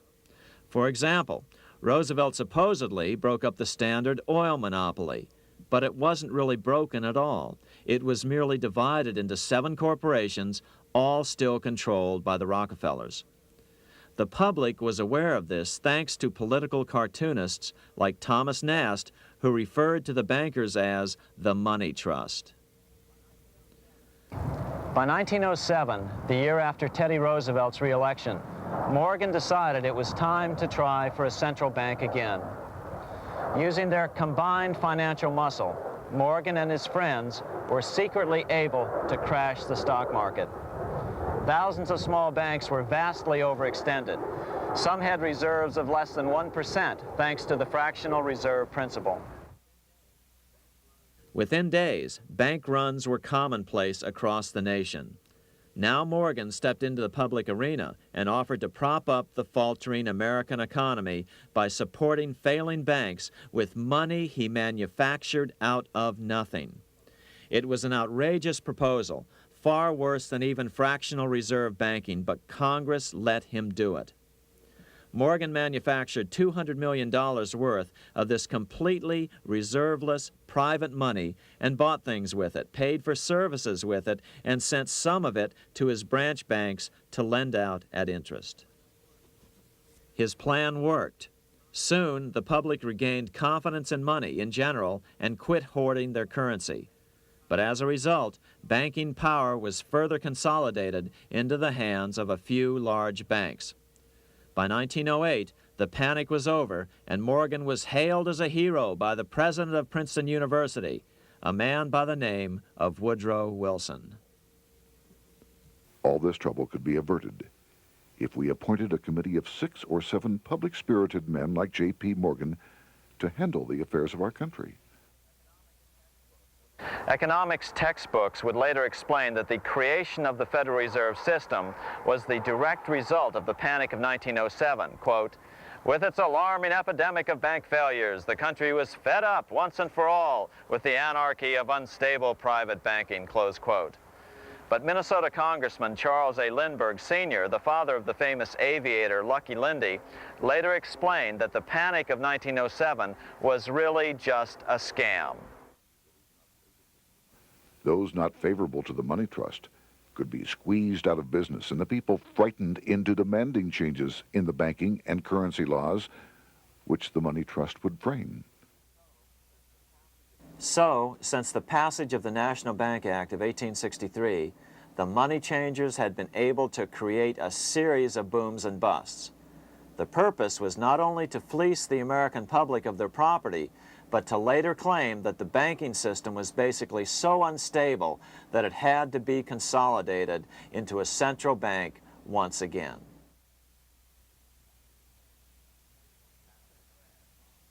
After the crash, Teddy Roosevelt, in response to the Panic of 1907, signed into law a bill creating something called the National Monetary Commission.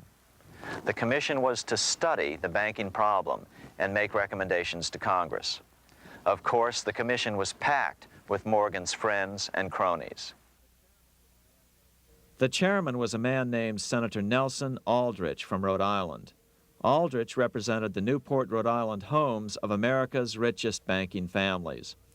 His daughter married John D. Rockefeller Jr., and together they had 5 sons: John, Nelson, who would become vice president in 1974, Lawrence, Winthrop, and David, the head of the Council on Foreign Relations and former chairman of Chase Manhattan Bank.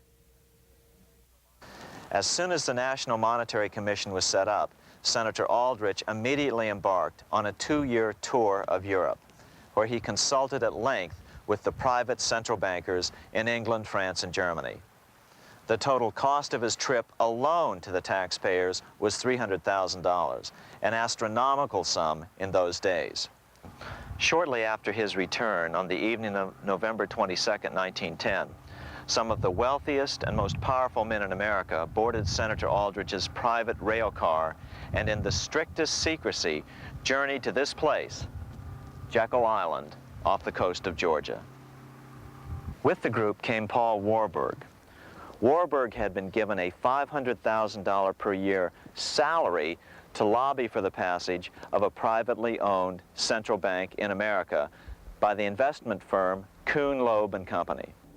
Warburg's partner in this firm was a man named Jacob Schiff, the grandson of the man who shared the Greenshield house with the Rothschild family in Frankfurt. Schiff, as we'll find out later, was in the process of spending $20 million to finance the overthrow of the Tsar in Russia. These three European banking families, the Rothschilds, the Warburgs, and the Schiffs, were interconnected by marriage down through the years, just as their American banking counterparts, the Morgans, Rockefellers, and Aldriches were. Secrecy was so tight that all 7 primary participants were cautioned to use only first names to prevent servants from learning their identities. Years later, one participant, Frank Vanderlip, president of National City Bank of New York and a representative of the Rockefeller family, confirmed the Jekyll Island trip in a February 9, 1935 edition of the Saturday Evening Post. I was as secretive, indeed as furtive as any conspirator. Discovery we knew simply must not happen, or else all our time and effort would be wasted. If it were to be exposed that our particular group had got together and written a banking bill, that bill would have no chance whatever of passage by Congress. The participants came here to figure out how to solve their major problem, how to bring back a privately owned central bank. But there were other problems that needed to be addressed as well. First of all, the market share of the big national banks was shrinking fast. In the first 10 years of the century, the number of U.S. banks had more than doubled to over 20,000. By 1913, only 29% of all banks were national banks, and they held only 57% of all deposits. As Senator Aldrich later admitted in a magazine article, Before passage of this act, the New York bankers could only dominate the reserves of New York. Now, we are able to dominate the bank reserves of the entire country. therefore, something had to be done to bring these new banks under their control. As John D. Rockefeller put it, quote, "Competition is sin," close quote. Secondly, the nation's economy was so strong that corporations were starting to finance their expansions out of profits instead of taking out huge loans from large banks. In the first 10 years of the new century, 70% of corporate funding came from profits. In other words, American industry was becoming independent of the money changers, and that trend had to be stopped. All the participants knew that these problems could be hammered out into a workable solution. But perhaps their biggest problem was a public relations problem, the name of the new bank. That discussion took place right here in this room, one of the many conference rooms in this sprawling hotel, today known as the Jekyll Island Club Hotel. Aldrich believed that the word bank should not even appear in the name.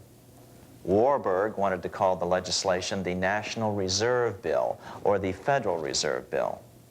The idea here was to give the impression that the purpose of the new central bank was to stop bank runs, but also to conceal its monopoly character. However, it was Aldrich, the egotistical politician, who insisted it be called the Aldrich Bill. After 9 days at Jekyll Island, the group dispersed. The new central bank would be very similar to the old Bank of the United States. It would be given a monopoly over U.S. currency and create that money out of nothing. How does the Fed create money out of nothing? It's a four-step process. But first, a word on bonds. Bonds are simply promises to pay, or government IOUs. People buy bonds to get a secure rate of interest. At the end of the term of the bond, the government repays the bond plus interest, and the bond is destroyed. There are about $3.6 trillion worth of these loans or bonds at present. Now here's the Fed money-making process. Step 1. The Federal Open Market Committee approves the purchase of U.S. bonds on the open market. Step 2. The bonds are purchased by the Fed from whoever is offering them for sale on the open market. Step 3, the Fed pays for the bonds with electronic credits to the seller's bank, which in turn credits the seller's bank account. The trick is that these credits are based on nothing. The Fed just creates them. Step 4, the banks use these deposits as reserves. They can loan out over 10 times the amount of their reserves to new borrowers, all at interest. In this way, a Fed purchase of, say, $1 million worth of bonds gets turned into over $10 million in bank accounts. The Fed, in effect, creates 10% of this totally new money, and the banks create the other 90%. To reduce the amount of money in the economy, the process is just reversed. The Fed sells bonds to the public, and the money flows out of the purchaser's local bank. Loans must be reduced by 10 times the amount of the sale. So, a Fed sale of $1 million in bonds results in $10 million less money in the economy. So how does this benefit the bankers whose representatives huddled at Jekyll Island? First, it totally misdirected banking reform efforts from proper solutions. Second, it prevented a proper debt-free system of government finance, like Lincoln's greenbacks, from making a comeback. The bond-based system of government finance forced on Lincoln after he created greenbacks was now cast in stone. Third, it delegated to the bankers the right to create 90% of our money supply based on only fractional reserves, which they then loan out at interest. Fourth, it centralized overall control of our nation's money supply in the hands of a few men. Fifth, it established a central bank with a high degree of independence from effective political control. Soon after its creation, the Fed's great contraction in the early 1930s would cause the Great Depression. This independence has been enhanced since then through additional laws. In order to fool the public into thinking the government retained control, the plan called for the Fed to be run by a board of governors appointed by the President and approved by the Senate. But all the bankers had to do was to be sure their men got appointed to the board of governors. That wasn't hard. Bankers have money, and money buys influence over politicians. Once the participants left Jekyll Island, the public relations blitz was on. The big New York banks put together an educational fund of $5 million to finance professors at respected universities to endorse the new bank. Woodrow Wilson at Princeton was one of the first to jump on the bandwagon. But the bankers' subterfuge didn't work. The Aldrich Bill was quickly identified as the bankers' bill, a bill to benefit only what became known as the money trust. As Congressman Lindbergh put it during the congressional debate, the Aldrich Plan is the Wall Street Plan. It means another panic, if necessary, to intimidate the people. Aldrich, paid by the government to represent the people, proposes a plan for the trusts instead. seeing they didn't have the votes to win in Congress, the Republican leadership never brought the Aldrich bill to a vote. The bankers quietly decided to move to track 2, the Democratic alternative. They began financing Woodrow Wilson as the Democratic nominee. As respected historian James Perloff put it, Wall Street financier Bernard Baruch was put in charge of Wilson's education. Baruch brought Wilson to the Democratic Party headquarters in New York in 1912, leading him like one would a poodle on a string. Wilson received an indoctrination course from the leaders convened there. So now the stage was set. The money changers were poised to install their privately owned central bank once again. The damage President Andrew Jackson had done 76 years earlier had been only partly repaired with the passage of the National Bank Act during the Civil War. Since then, the battle had raged on across the decades.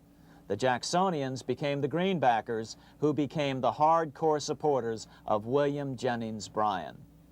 With Bryan leading the charge, these opponents of the money changers, ignorant of Baruch's tutelage, now threw themselves behind Democrat Woodrow Wilson. They and Bryan would soon be betrayed.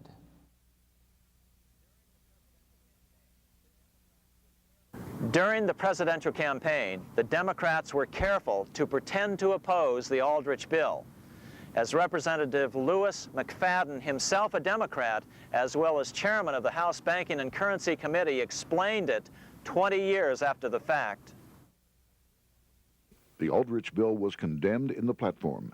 When Woodrow Wilson was nominated, the men who ruled the Democratic Party promised the people that if they were returned to power, there would be no central bank established here while they held the reins of government. 13 months later, that promise was broken, and the Wilson administration, under the tutelage of those sinister Wall Street figures who stood behind Colonel House, established here in our free country the worm-eaten, monarchical institution of the King's Bank, to control us from the top downward and to shackle us from the cradle to the grave. Once Wilson was elected, Morgan, Warburg, Baruch, and company advanced a new plan, which Warburg named the Federal Reserve System. The Democratic leadership hailed the new bill, called the Glass-Owen Bill, as something radically different from the Aldrich bill. But in fact, the bill was virtually identical in every important detail. In fact, so vehement were the Democratic denials of similarity that Paul Warburg, the father of both bills, had to step in to reassure his paid friends in Congress that the two bills were virtually identical. Brushing aside the external differences affecting the shells, we find the kernels of the two systems very closely resembling and related to one another. But that admission was for private consumption only. Publicly, the money trust trotted out Senator Aldrich and Frank Vanderlip, the president of Rockefeller's National City Bank of New York and one of the Jekyll Island Seven, to oppose the new Federal Reserve System. Years later, however, Vanderlip admitted in the Saturday Evening Post that the two measures were virtually identical. Although the Aldrich Federal Reserve Plan was defeated when it bore the name Aldrich, nevertheless, its essential points were all contained in the plan that finally was adopted. As Congress neared a vote, they called Ohio attorney Alfred Crozier to testify. Crozier noted the similarities between the Aldrich bill and the Glass-Owen bill. The bill grants just what Wall Street and the big banks for 25 years have been striving for: private instead of public control of currency. It, the Glass-Owen bill, does this as completely as the Aldrich bill. Both measures rob the government and the people of all effective control over the public's money and vest in the banks exclusively the dangerous power to make money among the people scarce or plenty. During the debate on the measure, senators complained that the big banks were using their financial muscle to influence the outcome. "There are bankers in this country who are enemies of the public welfare," said one senator. What an understatement. Despite the charges of deceit and corruption, the bill was finally snuck through the Senate on December 22, 1913, after most senators had left town for the holidays, after having been assured by the leadership that nothing would be done until long after the Christmas recess. On the day the bill was passed, Congressman Lindbergh prophetically warned his countrymen that this act establishes the most gigantic trust on earth. When the president signs this bill, the invisible government by the monetary power will be legalized. The people may not know it immediately, but the day of reckoning is only a few years removed. The worst legislative crime of the ages is perpetrated by this banking bill. On top of all this, only weeks earlier, Congress had finally passed a bill legalizing income tax. Why was the income tax law important? Because bankers finally had in place a system which would run up a virtually unlimited federal debt. How would the interest on this debt be repaid? Never mind the principal. Remember, a privately owned central bank creates the principal out of nothing. The federal government was small then. Up to then, it had subsisted merely on tariffs and excise taxes. No, just as with the Bank of England, the interest payments had to be guaranteed by direct taxation of the people. The money changers knew that if they had to rely on contributions from the states, eventually the individual state legislatures would revolt and either refuse to pay the interest on their own money or at least bring political pressure to bear to keep the debt small. It is interesting to note that in 1895, the Supreme Court had found a similar income tax law to be unconstitutional. The Supreme Court even found a corporate income tax law unconstitutional in 1909. As a result, Senator Aldrich hustled a bill for a constitutional amendment allowing income tax through the Congress. The proposed 16th Amendment to the Constitution was then sent to the state legislatures for approval. But some critics claim that the 16th Amendment was never ratified by the necessary 3/4 of the states. In other words, the 16th Amendment may not be legal. But the money changers were in no mood to debate the fine points. By October of 1913, Senator Aldrich had hustled the income tax bill through Congress. Without the power to tax the people directly and bypass the states, the Federal Reserve Bill would be far less useful to those who wanted to drive America deeply into their debt. A year after the passage of the Federal Reserve Bill, Congressman Lindbergh explained how the Fed created what we have come to call the business cycle and how they use it to their advantage. To cause high prices, all the Federal Reserve Board will do will be to lower the rediscount rate, producing an expansion of credit and a rising stock market. Then, when businessmen are adjusted to these conditions, it can check prosperity in mid-career by arbitrarily raising the rate of interest. It can cause the pendulum of a rising and falling market to swing gently back and forth by slight changes in the discount rate, or cause violent fluctuations by a greater rate variation. And in either case, it will possess inside information as to financial conditions and advanced knowledge of the coming change, either up or down. This is the strangest, most dangerous advantage ever placed in the hands of a special privileged class by any government that ever existed. The system is private, conducted for the sole purpose of obtaining the greatest possible profits from the use of other people's money. They know in advance when to create panics to their advantage. They also know when to stop panic.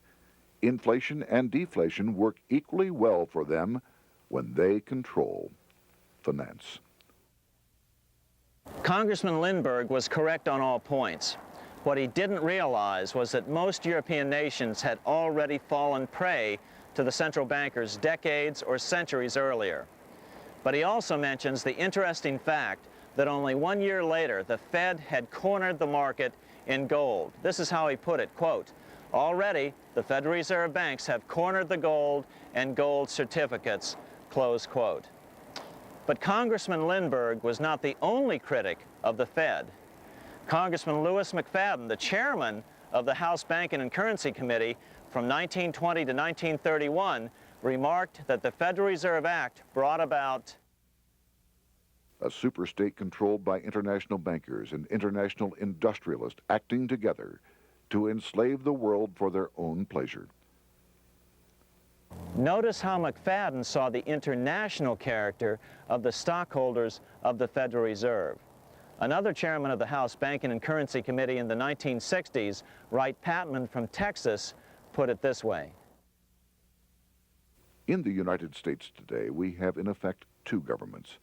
We have the duly constituted government, then we have an independent, uncontrolled, and uncoordinated government in the Federal Reserve System, operating the money powers which are reserved to Congress by the Constitution.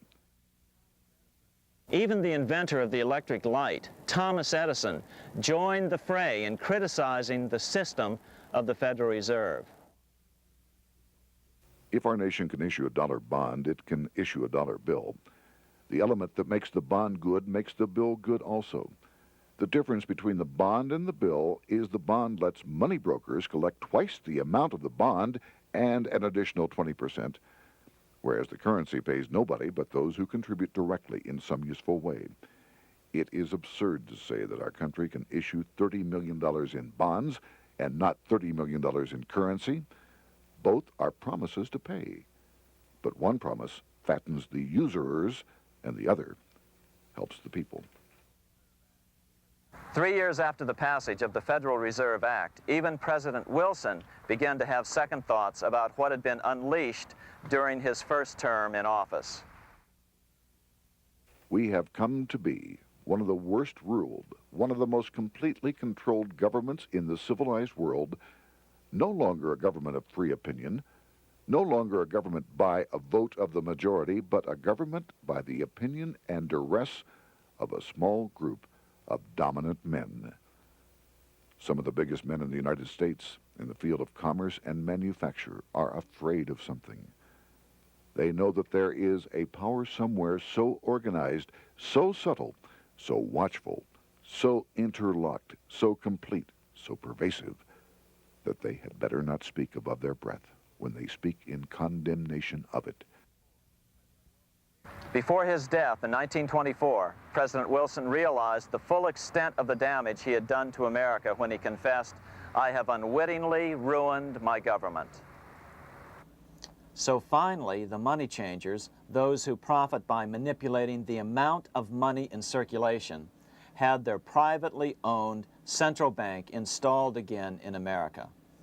The major newspapers, which they also owned, hailed passage of the Federal Reserve Act of 1913, telling the public that now depressions could be scientifically prevented. The fact of the matter was that now depressions could be scientifically created.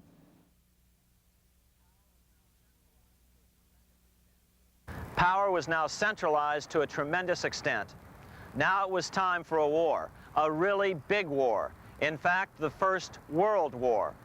Of course, to the central bankers, the political issues of war don't matter nearly as much as the profit potential, and nothing creates debts like warfare.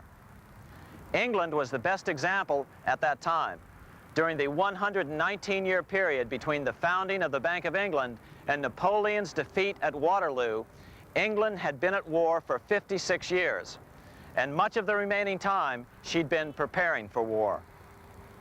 In World War I, the German Rothschilds loaned money to the Germans, the British Rothschilds loaned money to the British, and the French Rothschilds loaned money to the French.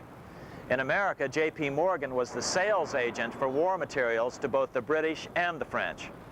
In fact, 6 months into the war, Morgan became the largest consumer on earth, spending $10 million a day. His offices here at 23 Wall Street were mobbed by brokers and salesmen trying to cut a deal. In fact, it got so bad that the bank had to post guards at every door and at the partners' homes as well. Many other New York bankers made out as well from the war. President Wilson appointed Bernard Baruch to head the War Industries Board. According to historian James Perloff, both Baruch and the Rockefellers profited by some $200 million during the war. But profits were not the only motive. There was also revenge. The money changers never forgave the czars for their support of Lincoln during the Civil War. Also, Russia was the last major European nation to refuse to give in to the privately owned central bank scheme. 3 years after World War I broke out, the Russian Revolution toppled the Tsar and installed the scourge of communism.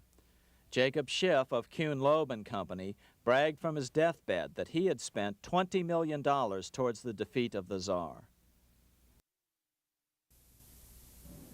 Money was funneled from England to support the revolution as well. Why would some of the richest men in the world financially back communism, the system that was openly vowing to destroy the so-called capitalism that made them wealthy? Researcher Gary Allen explained it this way. If one understands that socialism is not a share the wealth program, but is in reality a method to consolidate and control the wealth, then the seeming paradox of super-rich men promoting socialism becomes no paradox at all. Instead, it becomes logical, even the perfect tool of power-seeking megalomaniacs. Communism, or more accurately socialism, is not a movement of the downtrodden masses, but of the economic elite. As W. Cleon Skousen put it, In his 1970 book, The Naked Capitalist, Power from any source tends to create an appetite for additional power. It was almost inevitable that the super-rich would one day aspire to control not only their own wealth, but the wealth of the whole world. To achieve this, they were perfectly willing to feed the ambitions of the power-hungry political conspirators who were committed to the overthrow of all existing governments and the establishments of a central worldwide dictatorship. but what if these revolutionaries get out of control and try to seize power from the super-rich? After all, it was Mao Zedong who in 1938 stated his position concerning power. Political power grows out of the barrel of a gun. The Wall Street, London axis elected to take the risk. The master planners attempted to control revolutionary communist groups by feeding them vast quantities of money when they obeyed, and contracting their money supply, or even financing their opposition if they got out of control.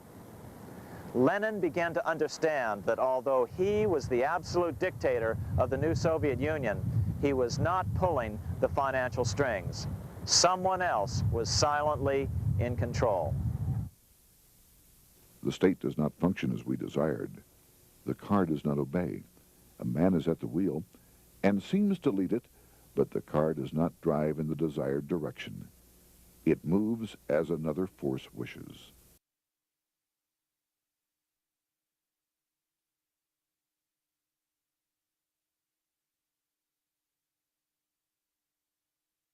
Who is behind it? Representative Louis T. McFadden, the chairman of the House Banking and Currency Committee throughout the 1920s and into the Great Depression years of the 1930s, explained it this way.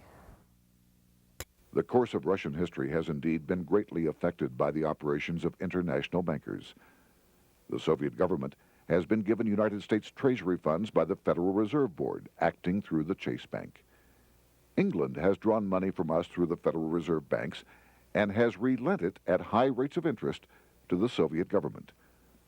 The Dnipro Dam was built with funds unlawfully taken from the United States Treasury by the corrupt and dishonest Federal Reserve Board and the Federal Reserve banks. In other words, the Fed and the Bank of England, at the behest of the international bankers who controlled them, were creating a monster, one which would fuel 7 decades of unprecedented communist revolution, warfare, and most importantly, debt. In case you think there's some chance that the money changers got communism going and then lost control, in 1992, the Washington Times reported that Russian President Boris Yeltsin was upset that most of the incoming foreign aid was being siphoned off, quote, straight back into the coffers of Western banks in debt service, close quote. No one in his right mind would claim that a war as large as World War I had a single cause. Wars are complex things with many causative factors. But on the other hand, it would also be equally foolish to ignore as a prime cause of World War I those who would profit the most from the war. The role of the money changers is no wild conspiracy theory. They had a motive, a short-ranged, self-serving motive, as well as a long-range political motive of advancing totalitarian governments, with the money changers maintaining the financial clout to control whatever politician might emerge as the leader. Next, we'll see what the money changers' ultimate political goal is for the world.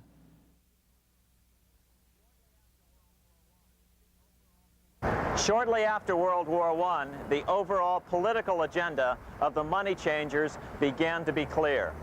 Now that they controlled national economies individually, the next step was the ultimate form of consolidation, world government.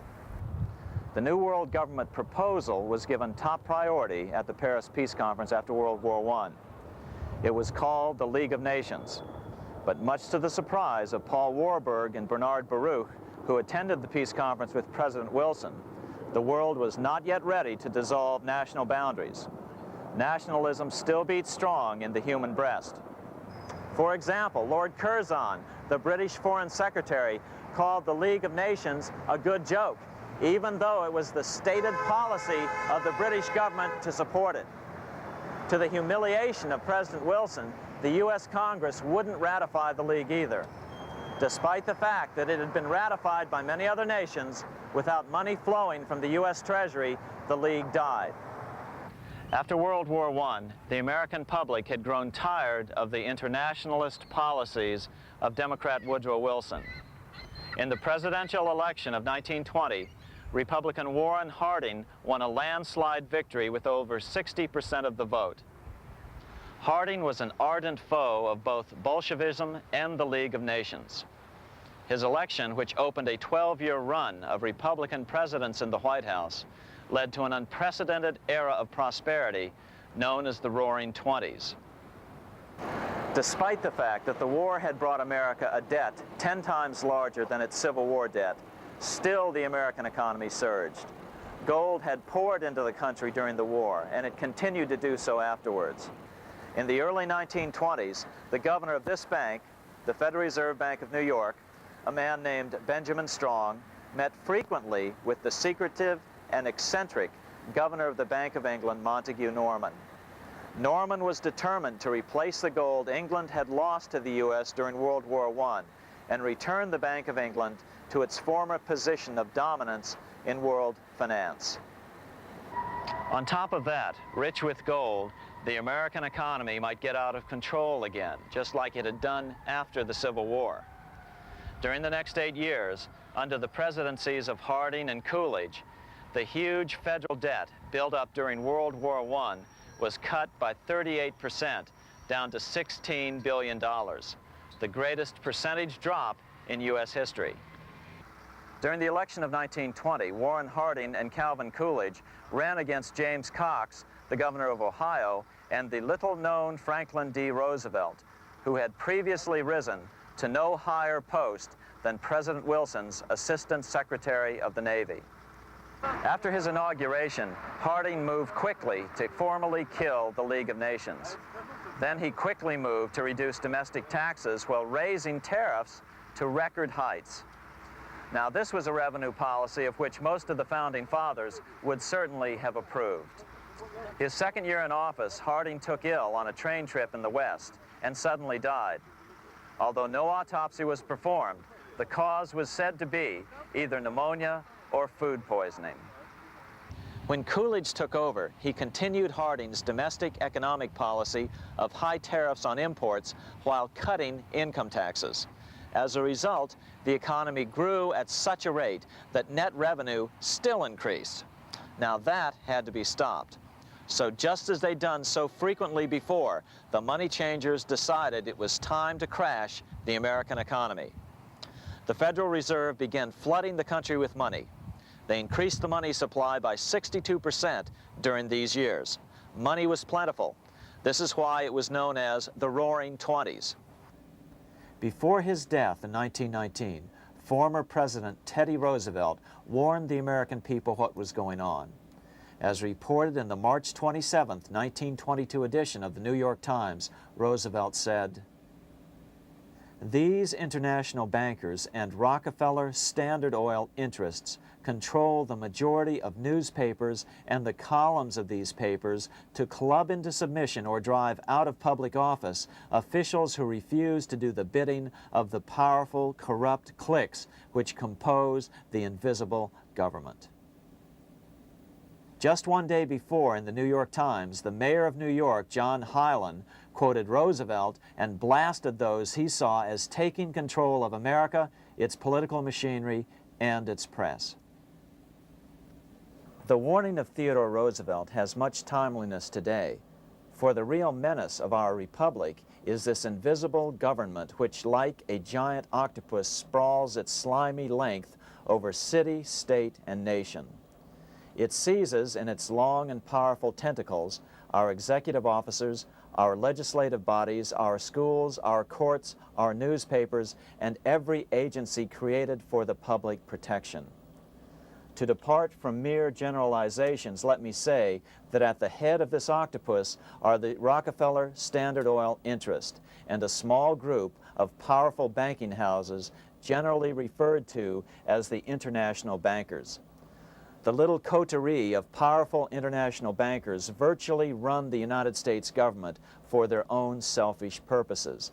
They practically control both parties, write political platforms, make cat's paws of party leaders, use the leading men of private organizations, and resort to every device to place in nomination for high public office only such candidates as will be amenable to the dictates of corrupt big business. These international bankers and Rockefeller Standard Oil interests control the majority of newspapers and magazines in this country. Why didn't people listen to such strong warnings and demand that Congress reverse its 1913 passage of the Federal Reserve Act?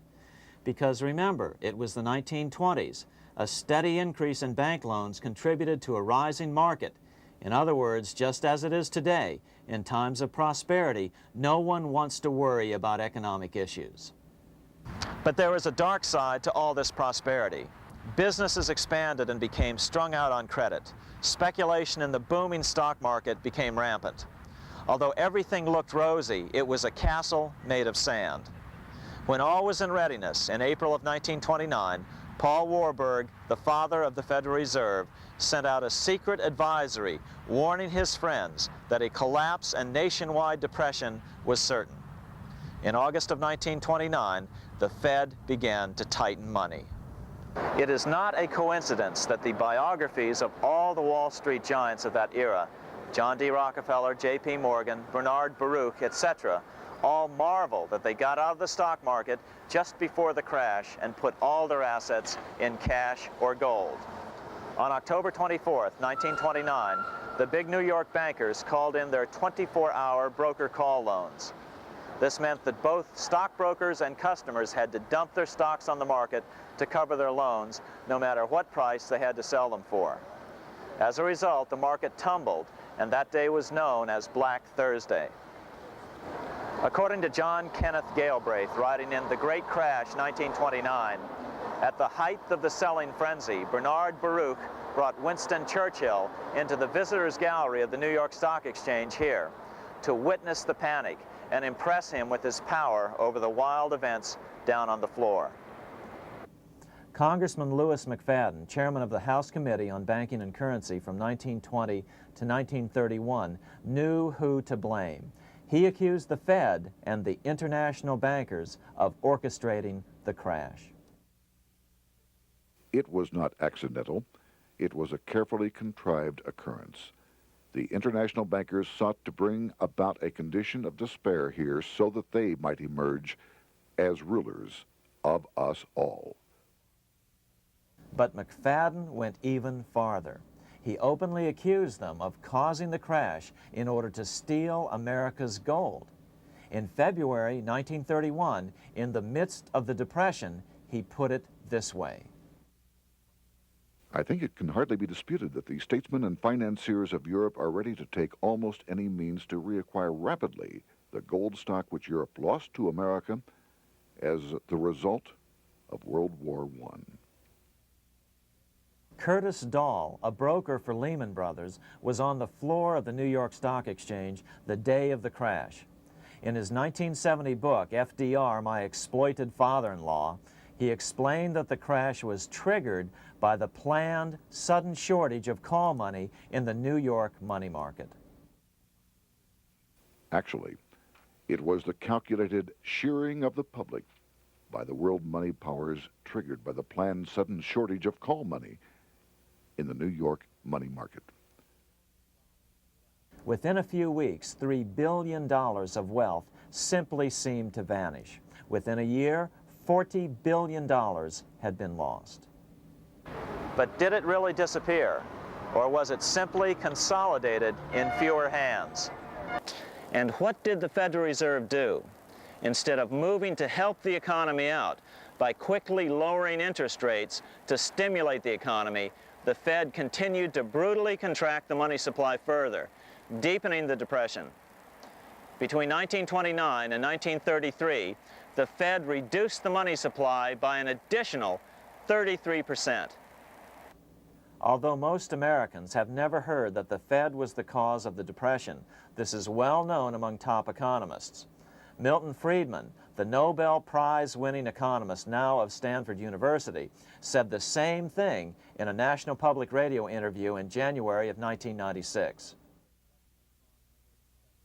The Federal Reserve definitely caused the Great Depression by contracting the amount of currency in circulation by 1/3 from 1929 to 1933. But the money lost by most Americans during the Depression didn't just vanish. It was just redistributed into the hands of those who had gotten out just before the crash and had purchased gold, which is always a safe place to put your money just before a depression. But America's money also went overseas. Incredibly, as President Hoover was heroically trying to rescue banks and prop up businesses, with millions of Americans starving as the Great Depression deepened, millions of dollars were being spent rebuilding Germany from damage sustained during World War I. 8 years before Hitler would invade Poland, Representative Louis McFadden, chairman of the House Banking and Currency Committee, warned Congress that Americans were paying for Hitler's rise to power. After World War I, Germany fell into the hands of the German international bankers.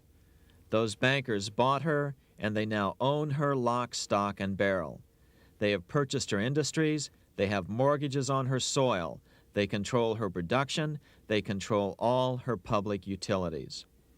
The international German bankers have subsidized the present government of Germany, and they have also supplied every dollar of the money Adolf Hitler has used in his lavish campaign to build up a threat to the government of Brüning. When Brüning fails to obey the orders of the German international bankers, Hitler is brought forth to scare the Germans into submission. Through the Federal Reserve Board, over $30 billion of American money has been pumped into Germany. You have all heard of the spending that's taken place in Germany. Modernistic dwellings, her great planetariums, her gymnasiums, her swimming pools, her fine public highways, her perfect factories. All this was done on our money. All this was given to Germany through the Federal Reserve Board. The Federal Reserve Board has pumped so many billions of dollars into Germany that they dare not name the total. Franklin D. Roosevelt was swept into office during the 1932 presidential election. Once Roosevelt was in office, however, sweeping emergency banking measures were immediately announced, which did nothing but increase the Fed's power over the money supply. Then, and only then, did the Fed finally begin to loosen the purse strings and feed new money out to the starving American people. At first, Roosevelt railed against the money changers as being the cause of the Depression. Believe it or not, this is what he said on March 4th, 1933, in his inaugural address. Practices of the unscrupulous money changers stand indicted in the court of public opinion, rejected by the hearts and minds of men. The money changers have fled from their high seats in the temple of our civilization. But 2 days later, Roosevelt declared a bank holiday and closed all banks. Later that year, Roosevelt outlawed private ownership of all gold bullion and all gold coins with the exception of rare coins. Most of the gold in the hands of the average American was in the form of gold coins. The new decree was, in effect, a confiscation.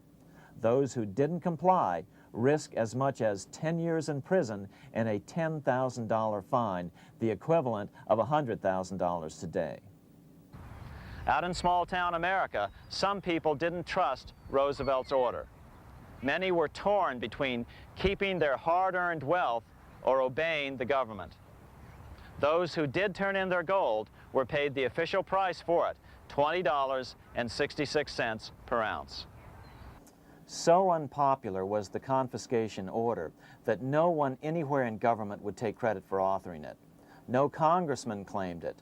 At the signing ceremony, President Roosevelt made it clear to all present that he was not the author of it and publicly stated that he had not ever read it. Even his Secretary of the Treasury said he'd never read it either, saying it was, quote, what the experts wanted. Roosevelt convinced the public to give up their gold by saying that pooling the nation's resources was necessary to get America out of the Depression. With great fanfare, he ordered a new bullion depository built to hold the mountain of gold the U.S. government was illegally confiscating. By 1936, the U.S. bullion depository at Fort Knox was completed, and in January 1937, the gold began to flow into it. The rip-off of the ages was about to proceed. In 1935, once the gold had all been turned in, the official price of gold was suddenly raised to $35 per ounce. But the catch was, only foreigners could sell their gold at the new higher price.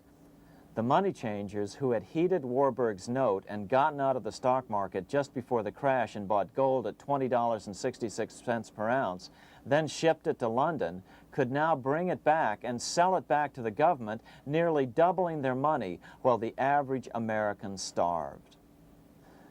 The Fort Knox Bullion Depository sits here in the middle of the Fort Knox Military Reservation, 30 miles southwest of Louisville, Kentucky.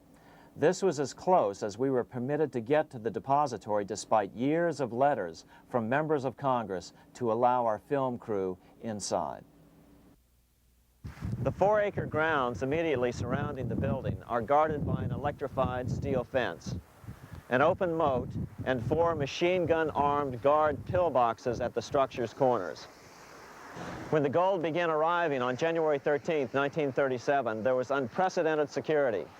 Thousands of official guests watched the arrival of a 9-car train from Philadelphia, guarded by armed soldiers, postal inspectors, Secret Servicemen, and guards from the U.S. Mint. It was all great theater. America's gold supply from across the land had been pooled, supposedly for the public benefit, and then safely tucked into Fort Knox. But all that security would soon be breached by the government itself. Now the stage was set for a really big war, one which would pile up debt far beyond that of World War I. For example, in 1944 alone, the U.S. national income was only $183 billion, yet $103 billion was spent on the war. This was 30 times the spending rate during World War I. In fact, the American taxpayer picked up 55% of the total Allied cost of the war. But equally important, virtually every nation involved in World War II greatly multiplied their debt. In the U.S., for example, federal debt went from $43 billion in 1940 up to $257 billion in 1950, an increase of 598%. Between 1940 and 1950, Japanese debt swelled 1,348%. French debt grew 583%, and Canadian debt soared 417%. After the war, the world was now divided into 2 economic camps: communist command economies on the one hand versus monopoly capitalists on the other, set to fight it out in one perpetual and highly profitable arms race. It was finally time for the central bankers to embark in earnest on their 3-step plan to centralize the economic systems of the entire world and finally bring about their global government or New World Order. The phases of this plan were: Step 1, central bank domination of national economies worldwide. Step 2, centralized regional economies through organizations such as the European Monetary Union and regional trade unions such as NAFTA. Step 3, centralize the world economy through a world central bank, a world money, and ending national independence through abolition of all tariffs by treaties like GATT. Step 1 was completed long ago. Steps 2 and 3 are far advanced, nearing completion. What about gold? Among central banks, the largest holder of gold is now the IMF. It and central banks now control 2/3 of the world's gold supply, giving them the ability to manipulate the gold market. Remember the money changer's golden rule: he who has the gold makes the rules.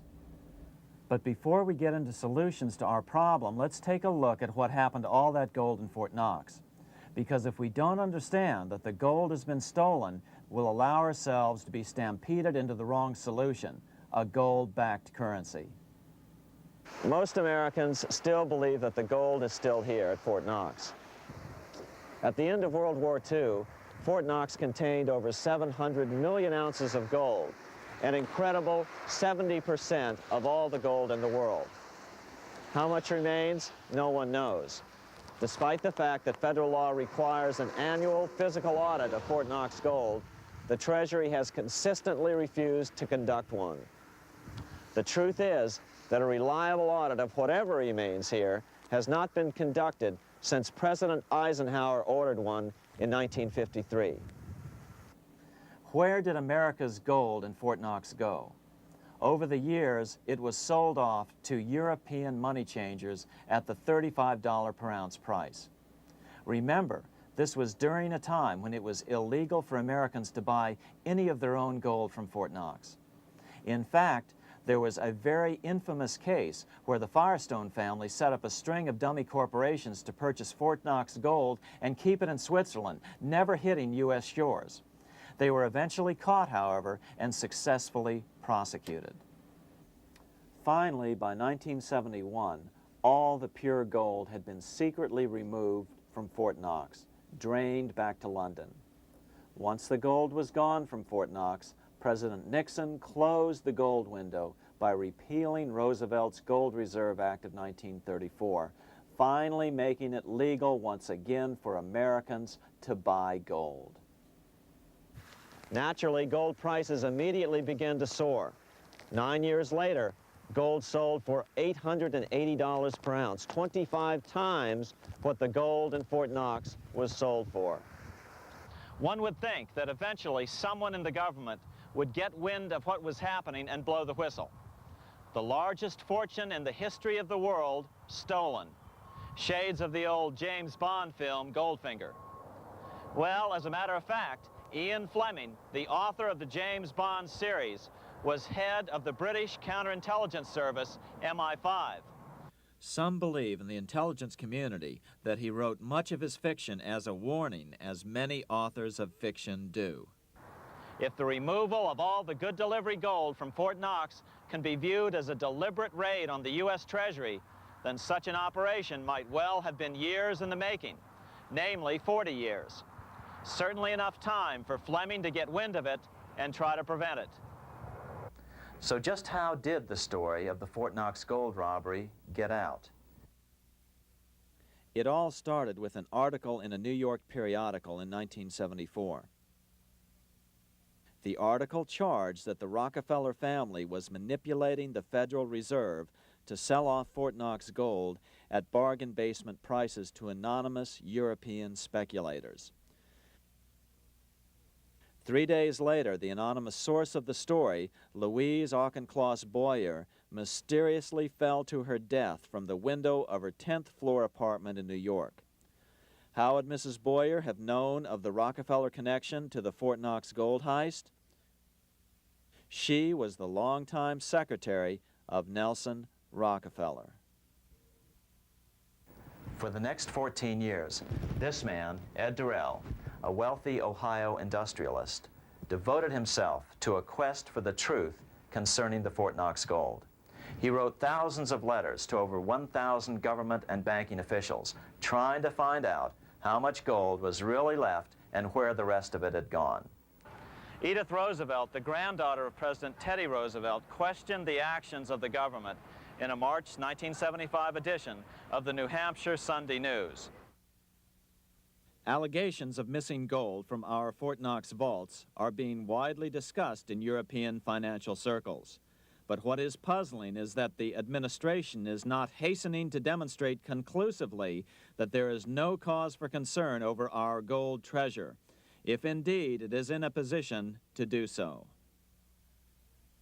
Unfortunately, Ed Durrell never did accomplish his primary goal, a full audit of the gold reserves in Fort Knox. It's incredible that the world's greatest treasure has had little accounting or auditing. This gold belonged to the American people, not the Federal Reserve and their foreign owners. One thing is certain, the government could blow all of this speculation away in a few days with a well-publicized audit under the searing lights of media cameras. it has chosen not to do so. One must conclude that they are afraid of the truth such an audit would reveal. What is the government so afraid of? Here's the answer. When President Ronald Reagan took office in 1981, his conservative friends urged him to study the feasibility of returning to a gold standard as the only way to curb government spending. It sounded like a reasonable alternative, so President Reagan appointed a group of men called the Gold Commission to study the situation and report back to Congress. What Reagan's Gold Commission reported back to Congress in 1982 was the following shocking revelation concerning gold. The U.S. Treasury owned no gold at all. All the gold that was left in Fort Knox was now owned by the Federal Reserve, a group of private bankers, as collateral against the national debt. The truth of the matter is that never before has so much money been stolen from the hands of the general public and put into the hands of a small group of private investors, the money changers.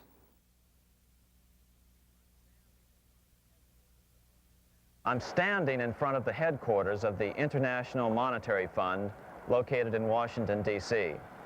Across the street, right over there, is the headquarters of the World Bank.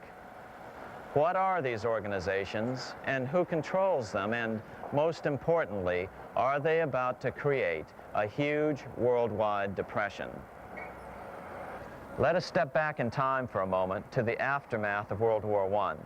People were tired of war, so under the guise of peacemaking, the international bankers devised a plan to consolidate power even further.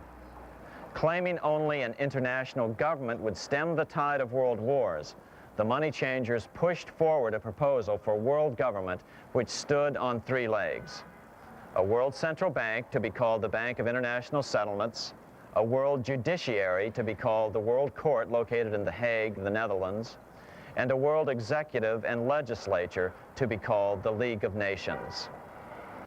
As President Clinton's mentor, Georgetown historian Carroll Quigley wrote in his 1966 book, Tragedy and Hope, the powers of financial capitalism had a far-reaching plan, nothing less than to create a world system of financial control in private hands, able to dominate the political system of each country and the economy of the world as a whole. This system was to be controlled in a feudalistic fashion by the central banks of the world, acting in concert by secret agreements arrived at in frequent meetings and conferences. The apex of the system was to be the Bank for International Settlements in Bâle, Switzerland, a private bank owned and controlled by the world central banks, which were themselves private corporations. Each central bank sought to dominate its government by its ability to control treasury loans, to manipulate foreign exchanges, to influence the level of economic activity in the country, and to influence cooperative politicians by subsequent economic rewards in the business world. Despite intense pressure from the international bankers and the press, a handful of U.S. senators, led by Senator Henry Cabot Lodge, kept the U.S. out of these schemes. Without U.S. participation, the League was doomed. Incredibly, even though the U.S. rejected the World Central Bank, the BIS, the New York Federal Reserve ignored its government and arrogantly sent representatives to Switzerland to participate in the central bankers' meeting right up until 1994, when the U.S. was finally officially dragged into it. Their world government schemes thwarted, the bankers resorted to the old formula, another war to wear down the resistance to world government while reaping handsome profits. To this end, Wall Street helped resurrect Germany through the Thyssen banks, which were affiliated with the Harriman interest in New York, just as the Chase Bank had assisted in the financing of the Bolshevik Revolution in Russia during World War I. Chase Bank was controlled by the Rockefeller family. Subsequently, it was merged with Warburg's Manhattan Bank to form the Chase Manhattan Bank. Now this has merged with Chemical Bank of New York, making it the largest Wall Street bank. Their strategy worked. Even before World War II was over, world government was back on track. In 1944, at Bretton Woods, New Hampshire, the International Monetary Fund and the World Bank were approved with full U.S. participation. The Second League of Nations, renamed the United Nations, was approved in 1945. Soon, a new international court system was functioning as well. All effective opposition to these international bodies before the war had evaporated in the heat of war, just as planned. These new organizations simply repeated on a world scale what the National Banking Act of 1864 and the Federal Reserve Act of 1913 had established in the U.S. They created a banking cartel composed of the world's central banks, which gradually assumed the power to dictate credit policies to the banks of all the nations. For example, just as the Federal Reserve Act authorized the creation of a new national fiat currency called Federal Reserve Notes, the IMF has been given the authority to issue a world fiat money called Special Drawing Rights, or SDRs.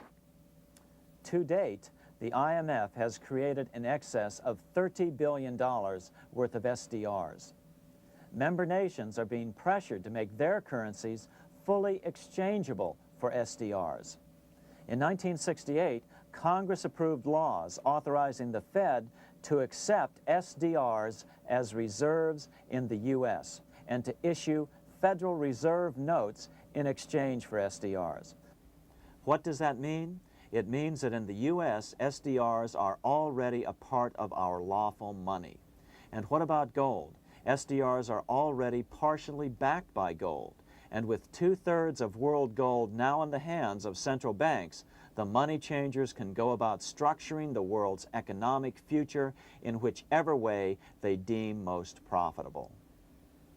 Keep in mind, just as the Fed is controlled by its Board of Governors, the IMF is controlled by its Board of Governors, which are either the heads of the different central banks or the heads of the various national treasury departments dominated by their central banks. Voting power in the IMF gives the US and the UK, that is to say the Fed and the Bank of England, effective control. Just as the Fed controls the amount of money in the US, the BIS, IMF, and World Bank control the money supply for the world. So we see the repetition of the old goldsmith's fraud replicated on the national scale with central banks like the Fed and on the international scale by the three arms of the World Central Bank. Is this organization of the BIS, the IMF, and the World Bank, which we refer to collectively as the World Central Bank, presently expanding and contracting world credit? Yes. Regulations put into effect in 1988 by the BIS required the world's bankers to raise their capital and reserves to 8% of liabilities by 1992. Increased capital requirements put an upper limit to the fractional reserve lending, similar to the way cash reserve requirements do. What has this seemingly insignificant regulation made in a Swiss city 8 years ago meant to the world? It means our banks cannot loan more and more money to buy more and more time before the next depression, as a maximum loan ratio is now set. It means those nations with the lowest bank reserves in their systems have already felt the terrible effects of this credit contraction as their banks scrambled to raise money to increase their reserves to 8%.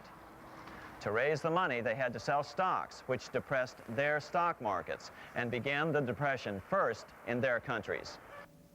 Japan, which in 1988 had among the lowest capital and reserve requirements, and thus was the most affected by the regulation, has experienced a financial crash which began almost immediately in 1989, which has wiped out a staggering 50% of the value of its stock market since 1990 and 60% of the value of its commercial real estate. The Bank of Japan has lowered its interest rates to 1/2 of 1%, practically giving away money to resurrect the economy, but still the depression worsens. Due to the $20 billion U.S. bailout of Mexico, the financial collapse in that nation is already known here. Yet despite the bailout, the economy continues to be a disaster. One huge debt after another is rolled over as new loans are being made simply to enable Mexico to pay the interest on the old loans. In the south of Mexico, the poor have been in open revolt as every spare peso is being siphoned out of the country to make interest payments. It is important to note that a radical transfer of power is taking place as nations become subservient to a supranational world central bank controlled by a handful of the world's richest bankers. As the IMF creates more and more SDRs by the stroke of a pen on IMF ledgers, more and more nations borrow them to pay interest on their mounting debts and gradually fall under the control of the faceless bureaucrats of the World Central Bank. As the worldwide depression worsens and spreads, this will give the World Central Bank the power of economic life and death over these nations. It will decide which nations will be permitted to receive further loans and which nations will starve. Despite all the rhetoric about development and the alleviation of poverty, the result is a steady transfer of wealth from the debtor nations to the money changers' central banks which control the IMF and the World Bank. For example, in 1992, the third world debtor nations, which borrowed from the World Bank, paid $198 million more to the central banks of the developed nations for World Bank-funded purposes than they received from the World Bank. All this increases their permanent debt in exchange for temporary relief of poverty caused by prior borrowings. Already, these repayments exceed the amount of the new loans. By 1992, Africa's external debt had reached $290 billion, 2.5 times greater than in 1980, resulting in skyrocketing infant mortality rates and unemployment, deterioration of schools, housing, and the general health of the people. The entire world faces the immeasurable suffering already destroying the third world and now Japan, all for the benefit of the money changers. As one prominent Brazilian politician put it, "The Third World War has already started. It is a silent war, not for that reason any less sinister. The war is tearing down Brazil, Latin America, and practically all the Third World. Instead of soldiers dying, there are children. It is a war over the Third World debt, one which has as its main weapon interest, a weapon more deadly than the atom bomb, more shattering than a laser beam."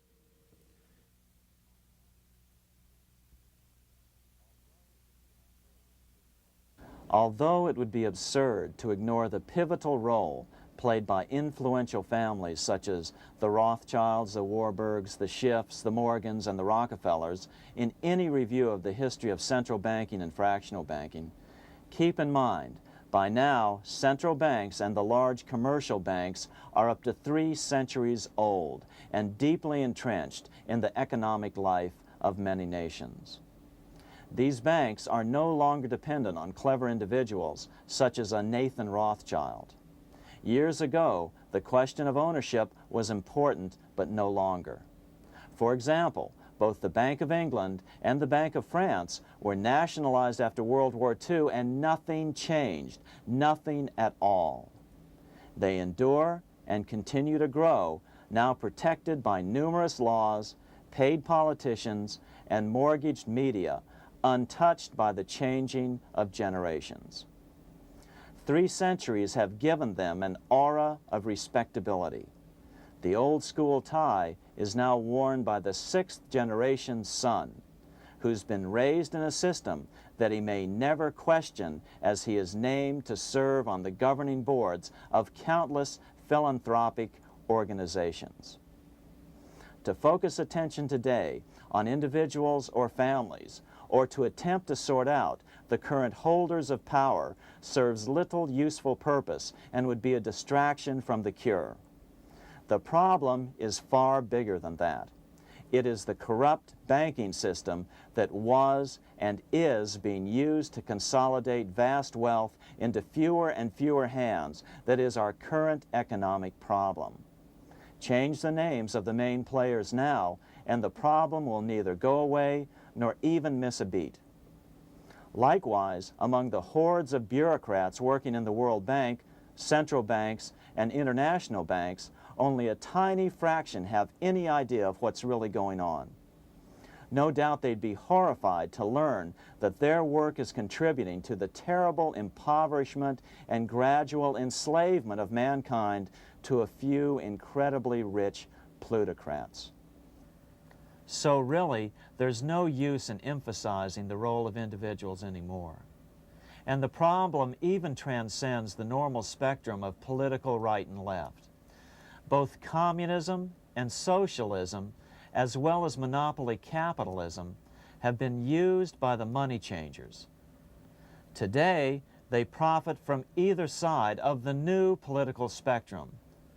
The big government, welfare state on the so-called left wing versus the neoconservative, laissez-faire capitalists who want big government totally out of their lives on the right wing. Either way, the bankers win. Monetary reform is the most important political issue facing this nation. That clarified, let's proceed to the conclusions in the spirit Lincoln declared, with malice towards none, with charity towards all. At the start of this video, we ask a number of troubling questions. Let's be sure we've answered them. What's going on in America today? Why are we over our heads in debt? Why can't the politicians bring debt under control? Why are we over our heads in debt? Because we're laboring under a debt money system that is designed and controlled by private bankers. Now, some will argue that the Federal Reserve System is a quasi-governmental agency, but the President appoints only 2 of the 7 members of the Federal Reserve Board of Governors every 4 years, and he appoints them to 14-year terms, far longer than his own. The Senate does confirm those appointments, but the whole truth is that the President wouldn't dare appoint anyone to that board of whom Wall Street does not approve. Of course, this does not preclude the possibility that some honorable men may be appointed to the Board of Governors. But the fact is that the Fed is specifically designed to operate independently of our government, as are nearly all other central banks. Some argue that the Fed promotes monetary stability. We saw the current head of the Bank of England, Eddie George, claim that this was the most important role of a central bank. In fact, the Fed's record of stabilizing the economy shows it to be a miserable failure in this regard. Within the first 25 years of its existence, the Fed caused 3 major economic downturns, including the Great Depression, and for the last 30 years has shepherded the American economy into a period of unprecedented inflation. Again, this is not some wild conspiracy theory. It's a well-known fact among top economists. As Nobel Prize-winning economist Milton Friedman put it, the stock of money, prices, and output was decidedly more unstable after the establishment of the Federal Reserve System than before. The most dramatic period of instability in output was, of course, the period between the 2 wars, which includes the severe monetary contractions of 1920-21, 1929-33, and 1937-38. No other 20-year period in American history contains as many as 3 such severe contractions. This evidence persuades me that at least a third of the price rise during and just after World War I is attributable to the establishment of the Federal Reserve System, and that the severity of each of the major contractions, 1920-21, 1929-33, and 1937-38, is directly attributable to acts of commission and omission by the reserve authorities. Any system which gives so much power and so much discretion to a few men so that mistakes, excusable or not, can have such far-reaching effects is a bad system. It is a bad system to believers in freedom just because it gives a few men such power without any effective check by the body politic. This is the key political argument against an independent central bank. To paraphrase Clemenceau, money is much too serious a matter to be left to the central bankers. We must learn from our history before it is too late. Why can't politicians control the federal debt? Because all our money is created out of debt. Again, it's a debt money system. Our money is created initially by the purchase of U.S. bonds. The public buys bonds like savings bonds, the banks buy bonds, foreigners buy bonds, and when the Fed wants to create more money in the system, it buys bonds, but pays for them with a simple bookkeeping entry which it creates out of nothing. Then this new money, created by the Fed, is multiplied by a factor of 10 by the banks thanks to the fractional reserve principle. So although the banks don't create currency, they do create checkbook money or deposits by making new loans. They even invest some of this created money. In fact, over $1 trillion of this privately created money has been used to purchase U.S. bonds on the open market, which provides the banks with roughly $50 billion in interest, risk-free, each year, less the interest they pay to some depositors. In this way, through fractional reserve lending, banks create over 90% of the money and therefore cause over 90% of our inflation. What can we do about all this? Fortunately, there's a way to fix the problem fairly easily, speedily, and without any serious financial problems. We can get our country totally out of debt in 1 to 2 years by simply paying off these U.S. bonds with debt-free U.S. notes, just like Lincoln issued. Of course, that by itself would create tremendous inflation, since our currency is presently multiplied by the fractional reserve banking system. But here's the ingenious solution, advanced in part by Milton Friedman, to keep the money supply stable and avoid inflation and deflation while the debt is retired. As the Treasury buys up its bonds on the open market with U.S. notes, the reserve requirements of your hometown local bank will be proportionally raised, so the amount of money in circulation remains constant. As those holding bonds are paid off in U.S. notes, they will deposit this money, thus making available the currency then needed by the banks to increase their reserves. Once all the U.S. bonds are replaced with U.S. notes, banks will be at 100% reserve banking instead of the fractional reserve system currently in use. From this point on, the former Fed buildings will only be needed as a central clearinghouse for checks and as vaults for U.S. notes. The Federal Reserve Act will no longer be necessary and could be repealed. Monetary power can be transferred back to the Treasury Department. There would be no further creation or contraction of money by banks. By doing it this way, our national debt can be paid off in a single year or so, and the Fed and fractional reserve banking abolished without national bankruptcy, financial collapse, inflation or deflation, or any significant change in the way the average American goes about his business.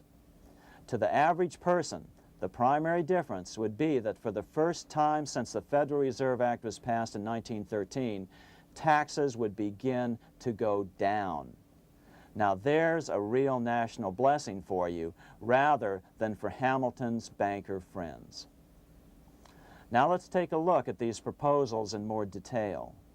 Here are the main provisions of a Monetary Reform Act which needs to be passed by Congress. We've drafted a proposed Monetary Reform Act which follows at the end of this tape. Of course, variations with the same results would be equally welcome. 1. Pay off the debt with debt-free U.S. notes. As Thomas Edison put it, if the U.S. can issue a dollar bond, it can issue a dollar bill. They both rest purely on the faith and credit of the United States government. This amounts to a simple substitution of one type of government obligation for another. One bears interest, the other doesn't.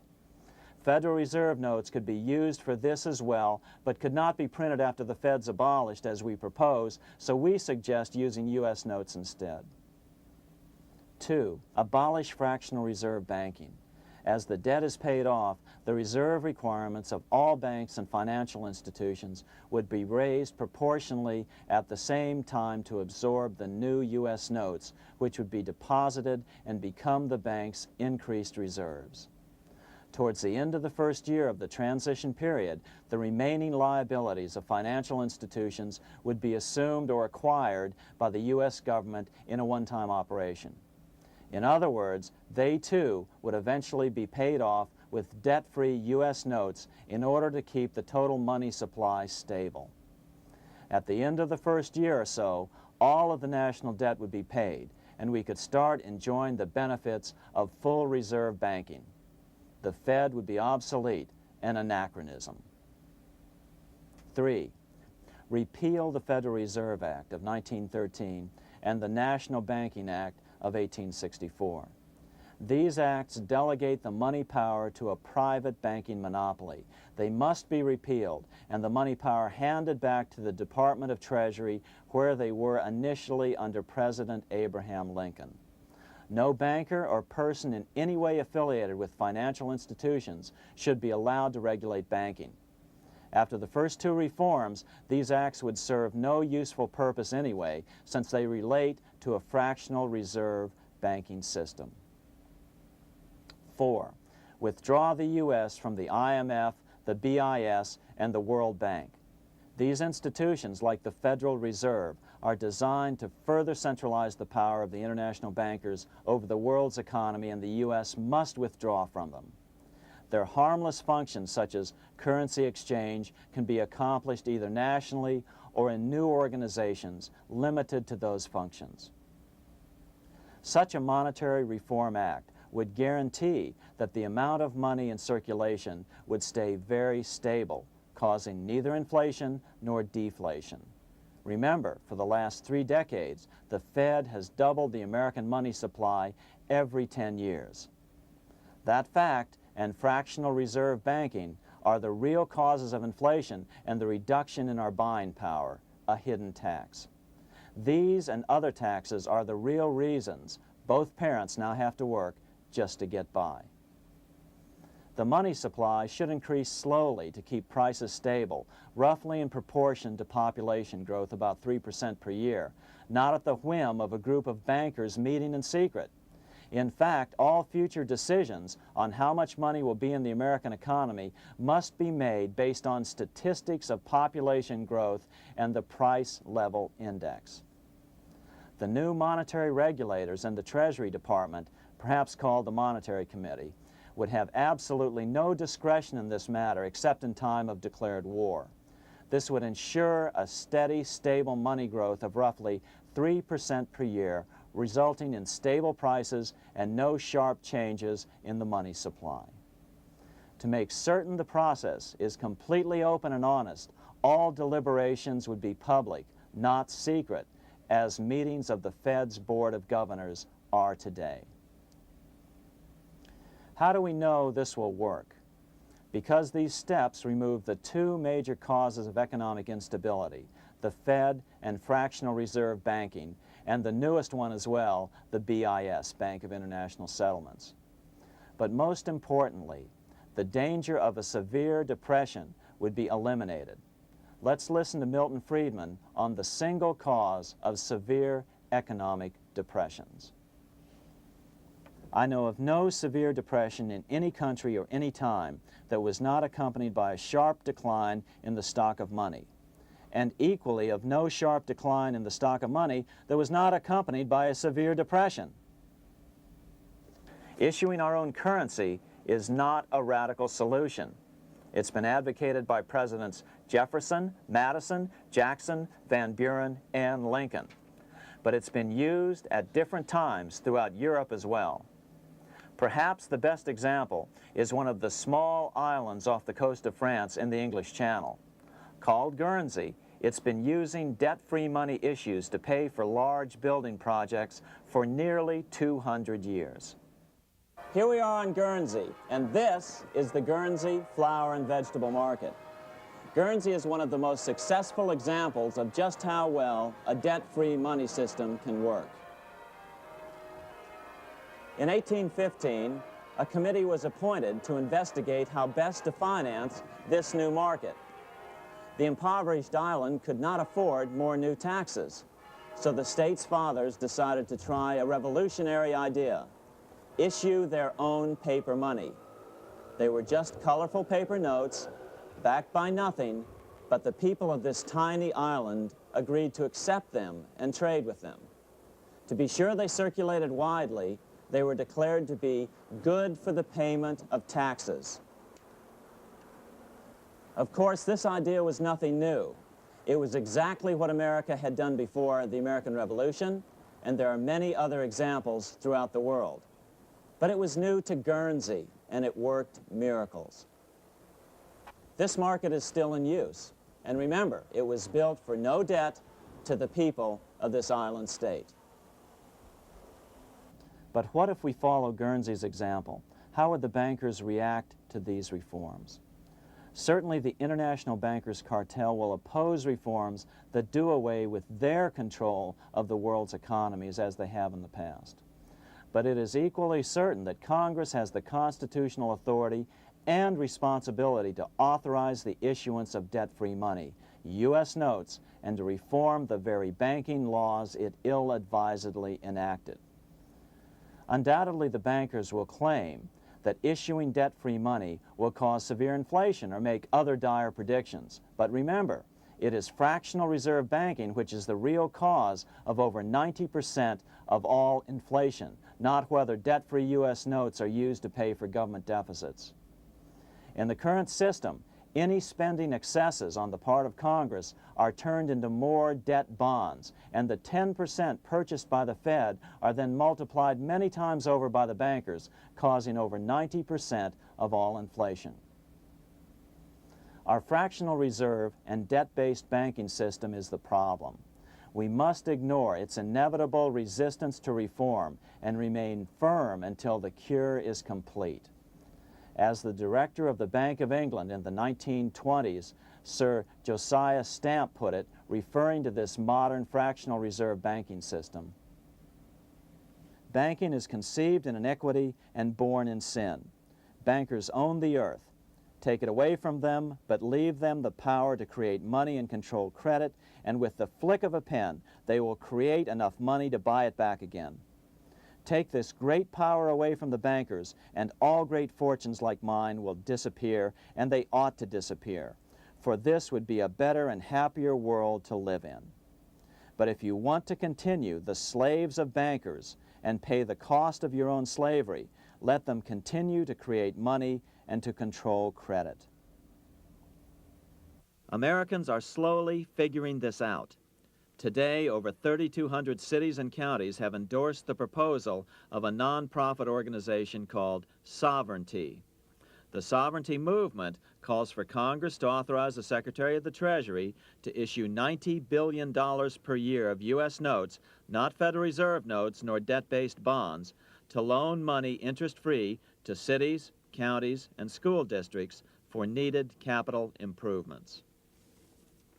Remarkably, and to their praise, the Community Bankers Association of Illinois, representing 515 member banks, has endorsed this sovereignty proposal, a good step in the right direction. As Milton Friedman has repeatedly pointed out, no severe depression can occur without a severe contraction of money. In our system, only the Fed, the Bank of International Settlements, with U.S. bankers' cooperation, or a combination of the largest Wall Street banks could cause a depression. In other words, our economy is so huge and resilient, a depression just can't happen by accident. Unless we reform our banking system, they will always have that power. They can pull the plug on our economy anytime they choose. The only solution is to abolish the Fed and the fractional reserve banking system and withdraw from the BIS. Only that will break the power of the international bankers over our economy. And keep in mind, a stock market crash itself cannot cause a severe depression. Only the severe contraction of our money supply can cause a severe depression. The stock market crash of 1929 only wiped out market speculators, mostly the small to medium ones, resulting in $3 billion in wealth changing hands. But it served as a smokescreen for a 33% contraction in credit by the Fed over the next 4 years, which resulted in over $40 billion in wealth from the American middle class being transferred to the big banks. Then, despite impotent howls of protest from a divided Congress, the independent Fed kept the money supply contracted for a full decade. Only World War II ended the terrible suffering the Fed inflicted on the American people. In a depression, the remaining wealth of the debt-burdened American middle class will be wiped out by unemployment, declining wages, and the resulting foreclosures.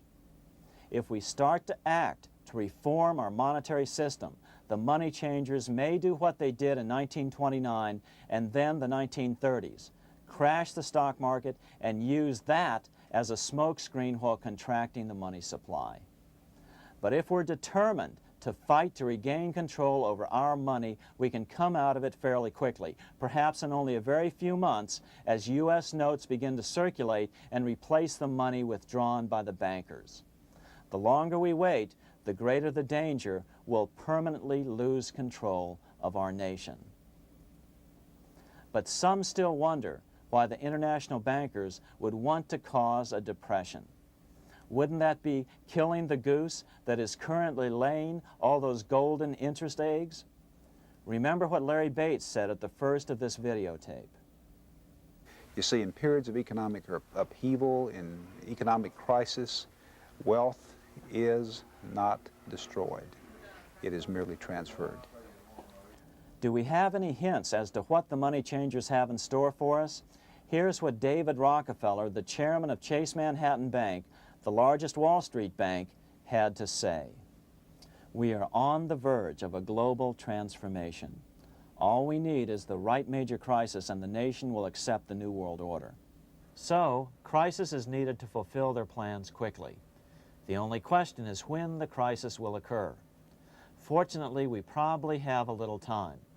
It's unlikely that this crisis will occur before the 1996 elections, but after that, the danger begins rising.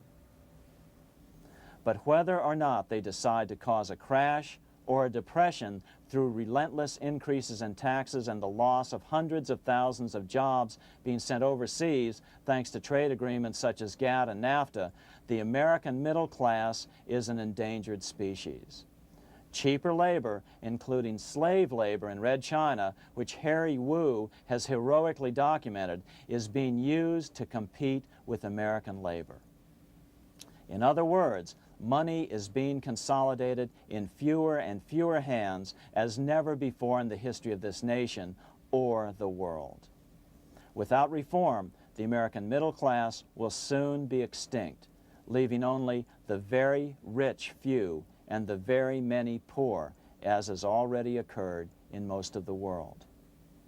We've been warned of all this by congressmen, presidents, industrialists, and economists down through the years. Religious leaders, too, have seen the danger.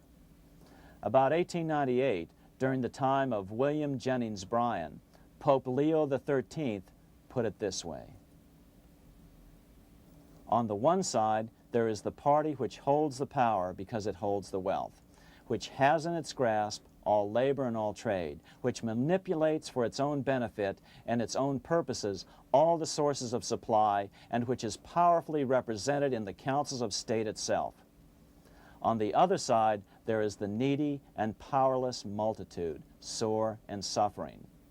Rapacious usury, which, although more than once condemned by the Church, is nevertheless under a different form, but with the same guilt, still practiced by avaricious and grasping men, so that a small number of very rich men have been able to lay upon the masses of the poor a yoke little better than slavery itself. More recently, during America's Great Depression, Pope Pius XI spoke of the same problem. In our days, not alone is wealth accumulated, but immense power and despotic economic domination is concentrated in the hands of a few. This power becomes particularly irresistible when exercised by those who, because they hold and control money, are able also to govern credit and determine its allotment. For this reason, supplying, so to speak, the lifeblood to the entire economic body and grasping, as it were, in their hands the very soul of the economy, so that no one dare breathe against their will. Educate your friends. Our country needs a solid group who really understand how our money is manipulated and what the solutions really are. Because if a depression comes, there will be those who call themselves conservatives who will come forward advancing solutions framed by the international bankers. Beware of calls to return to a gold standard. Why? Simple, because never before has so much gold been so concentrated outside of American hands. And never before has so much gold been in the hands of international governmental bodies such as the World Bank and International Monetary Fund. A gold-backed currency usually brings despair to a nation, and to return to it would certainly be a false solution in our case. Remember, we had a gold-backed currency in 1929 and during the first 4 years of the Great Depression. Likewise, beware of any plans advanced for a regional or world currency. This is the international bankers' Trojan horse.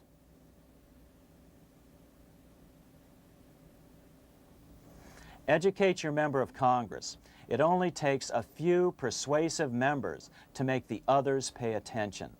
Most congressmen just don't understand the system. Some understand it, but are so influenced by bank PAC contributions that they ignore it, not realizing the gravity of their neglect. We hope we've made a valuable contribution to the national debate on monetary reform. It remains for each man to do his duty, consistent with his state in life. May God give us the light to help reform our nation and ourselves. We say ourselves because ultimately vast multitudes of men are going to be driven more and more to desperation by the accumulation of the world's wealth in fewer and fewer hands. Men will tend to become like their oppressors, selfish and greedy. Rather, let's keep in mind during this period of reform a warning not to lose sight of greater things, as Pope Pius XI put it. For what will it profit men that a more prudent distribution and use of riches make it possible for them to gain even the whole world, if thereby they suffer the loss of their own souls? What will it profit to teach them sound principles in economics, if they permit themselves to be so swept away by selfishness, by unbridled and sordid greed, that hearing the commandments of the Lord, they do all things contrary?